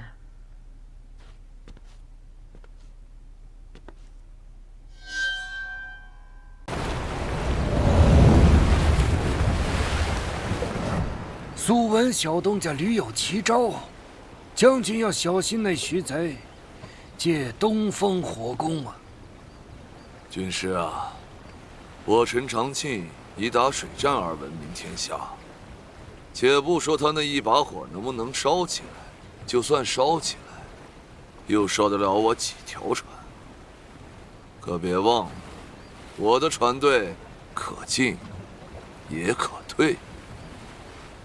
当年我陈长庆率3万水军，硬生生将那叛贼的6万水军尽数打沉。莫非他以为我是个庸家，不识兵法的吗？将军，韬略无双。此战过后，将军势必要夺天下。起初，我只想做个定边将，可现在做了这个侯爷之后，我才发现，登高眺望的感觉实在是让我欢喜。如龙先生，你知道吗？从离开长阳开始，我便一直在想着那张龙椅。凭什么那个废物做的，而我却做不得？将军乃不世之才，臣愿辅佐左右。如龙先生当初提点的挟天子之计，真是妙不可言。若要我陈长庆说，这天下间的善谋之事，如龙先生定当排首位。这天下间唯有郭姓侯是为雄主，可奈何英年早逝。至于什么一品布衣、30州辖总舵主，都是无用之功。他们啊，便如朝生暮死的蝼蚁，昙花一现。唯有将军才能接管这天下。吴陈长气，暮云州定南侯奉讨逆诏书，率100万兵甲、万艘战船，绞杀徐贼。若有相党者，就地格杀！杀！杀！杀！文龙先生，炸药都用油纸包好的，短时间内不会进水。诸位英雄，都熟悉怎么用了吗？申哥，他们都会了的。替我告诉主公，且看着我贾文龙，定把那暮云州的狗头军师杀得跳江赴死。文龙先生，我等准备好了。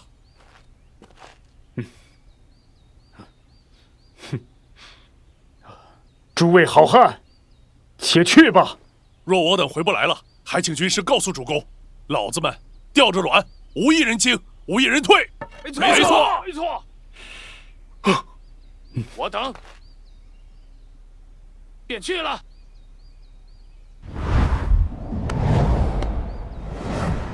誓不赴死，打个鸟毛的仗。老子生在湘江，就如浪里的白条。给我一把锉刀，我能把暮云州的楼船给捅破。我跟着小侯爷攻打北狄，在河上搭浮桥，做过水鬼了。如今你们看，老子不是活得很好吗？你算我一个。若不幸一死，拜请各位同僚。大胜之日，敬我3碗水酒。我等拜遍文龙先生。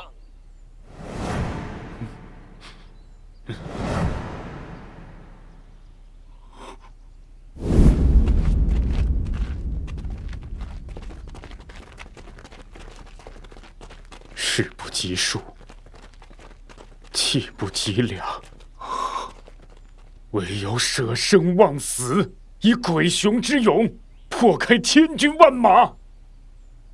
吾贾文龙恭送诸位英雄。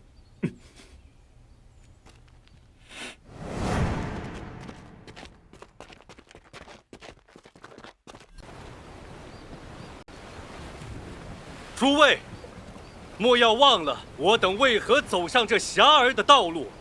朝堂腐败，内忧外患，我等要做的就是推翻旧朝，建立一个全新的王朝。唯有如此，这万万里的天下方能拨乱反正。此一战，乃我等立身之根本，退无可退。随我登船。是。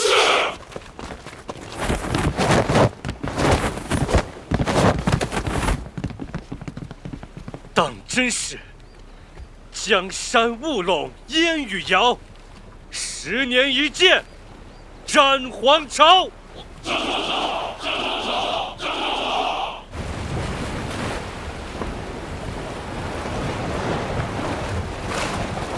徐将军，李知秋已经带了人马先行示阵，令我部3000水军正埋伏在沼泽林子中，魏峰则带着轻骑在林外守候。军师呢？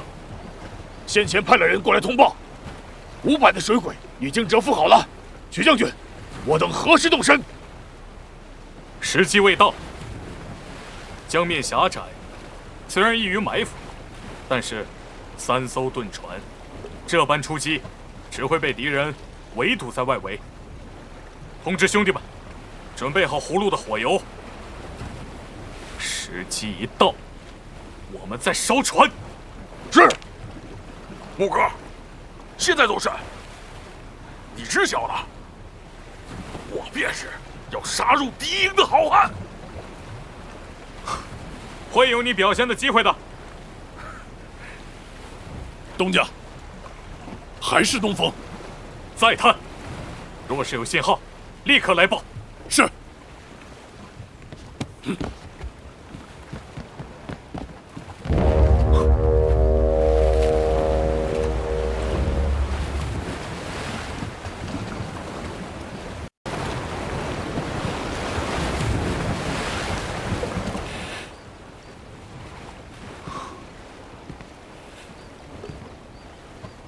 诸位，天下都以为雨季一过，他慕云州号称100万的兵甲奋将攻来，我白鹿郡必败。但是，我早就说过，我等皆为讨命而来，出剑的局势，不是我等生，便是死。握紧自己手中的刀剑。问问自己，是不是调卵的好汉？是。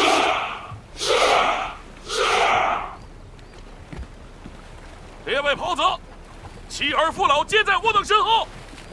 先有江匪夺我衣食，又有敌军犯将欲要毁我家园。大丈夫生于天地间，当以3尺刀器筑城墙。今日临江儿郎共赴江川，若不幸战死，恭请回英雄祠。这场仗若是败了，即便能活，我们也会像条狗一样被人追着打，永远没有翻身的机会。弟兄们，我们誓死守卫白鹿郡！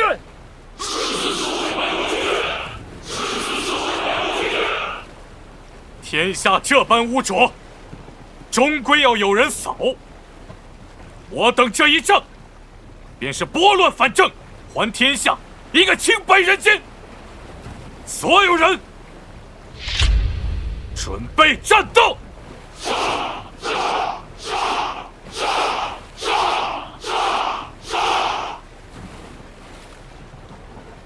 魏小武，在，把徐子淇插在船头。将军，若是如此，敌人就该认出帅船了。莫管，按我的吩咐做。是。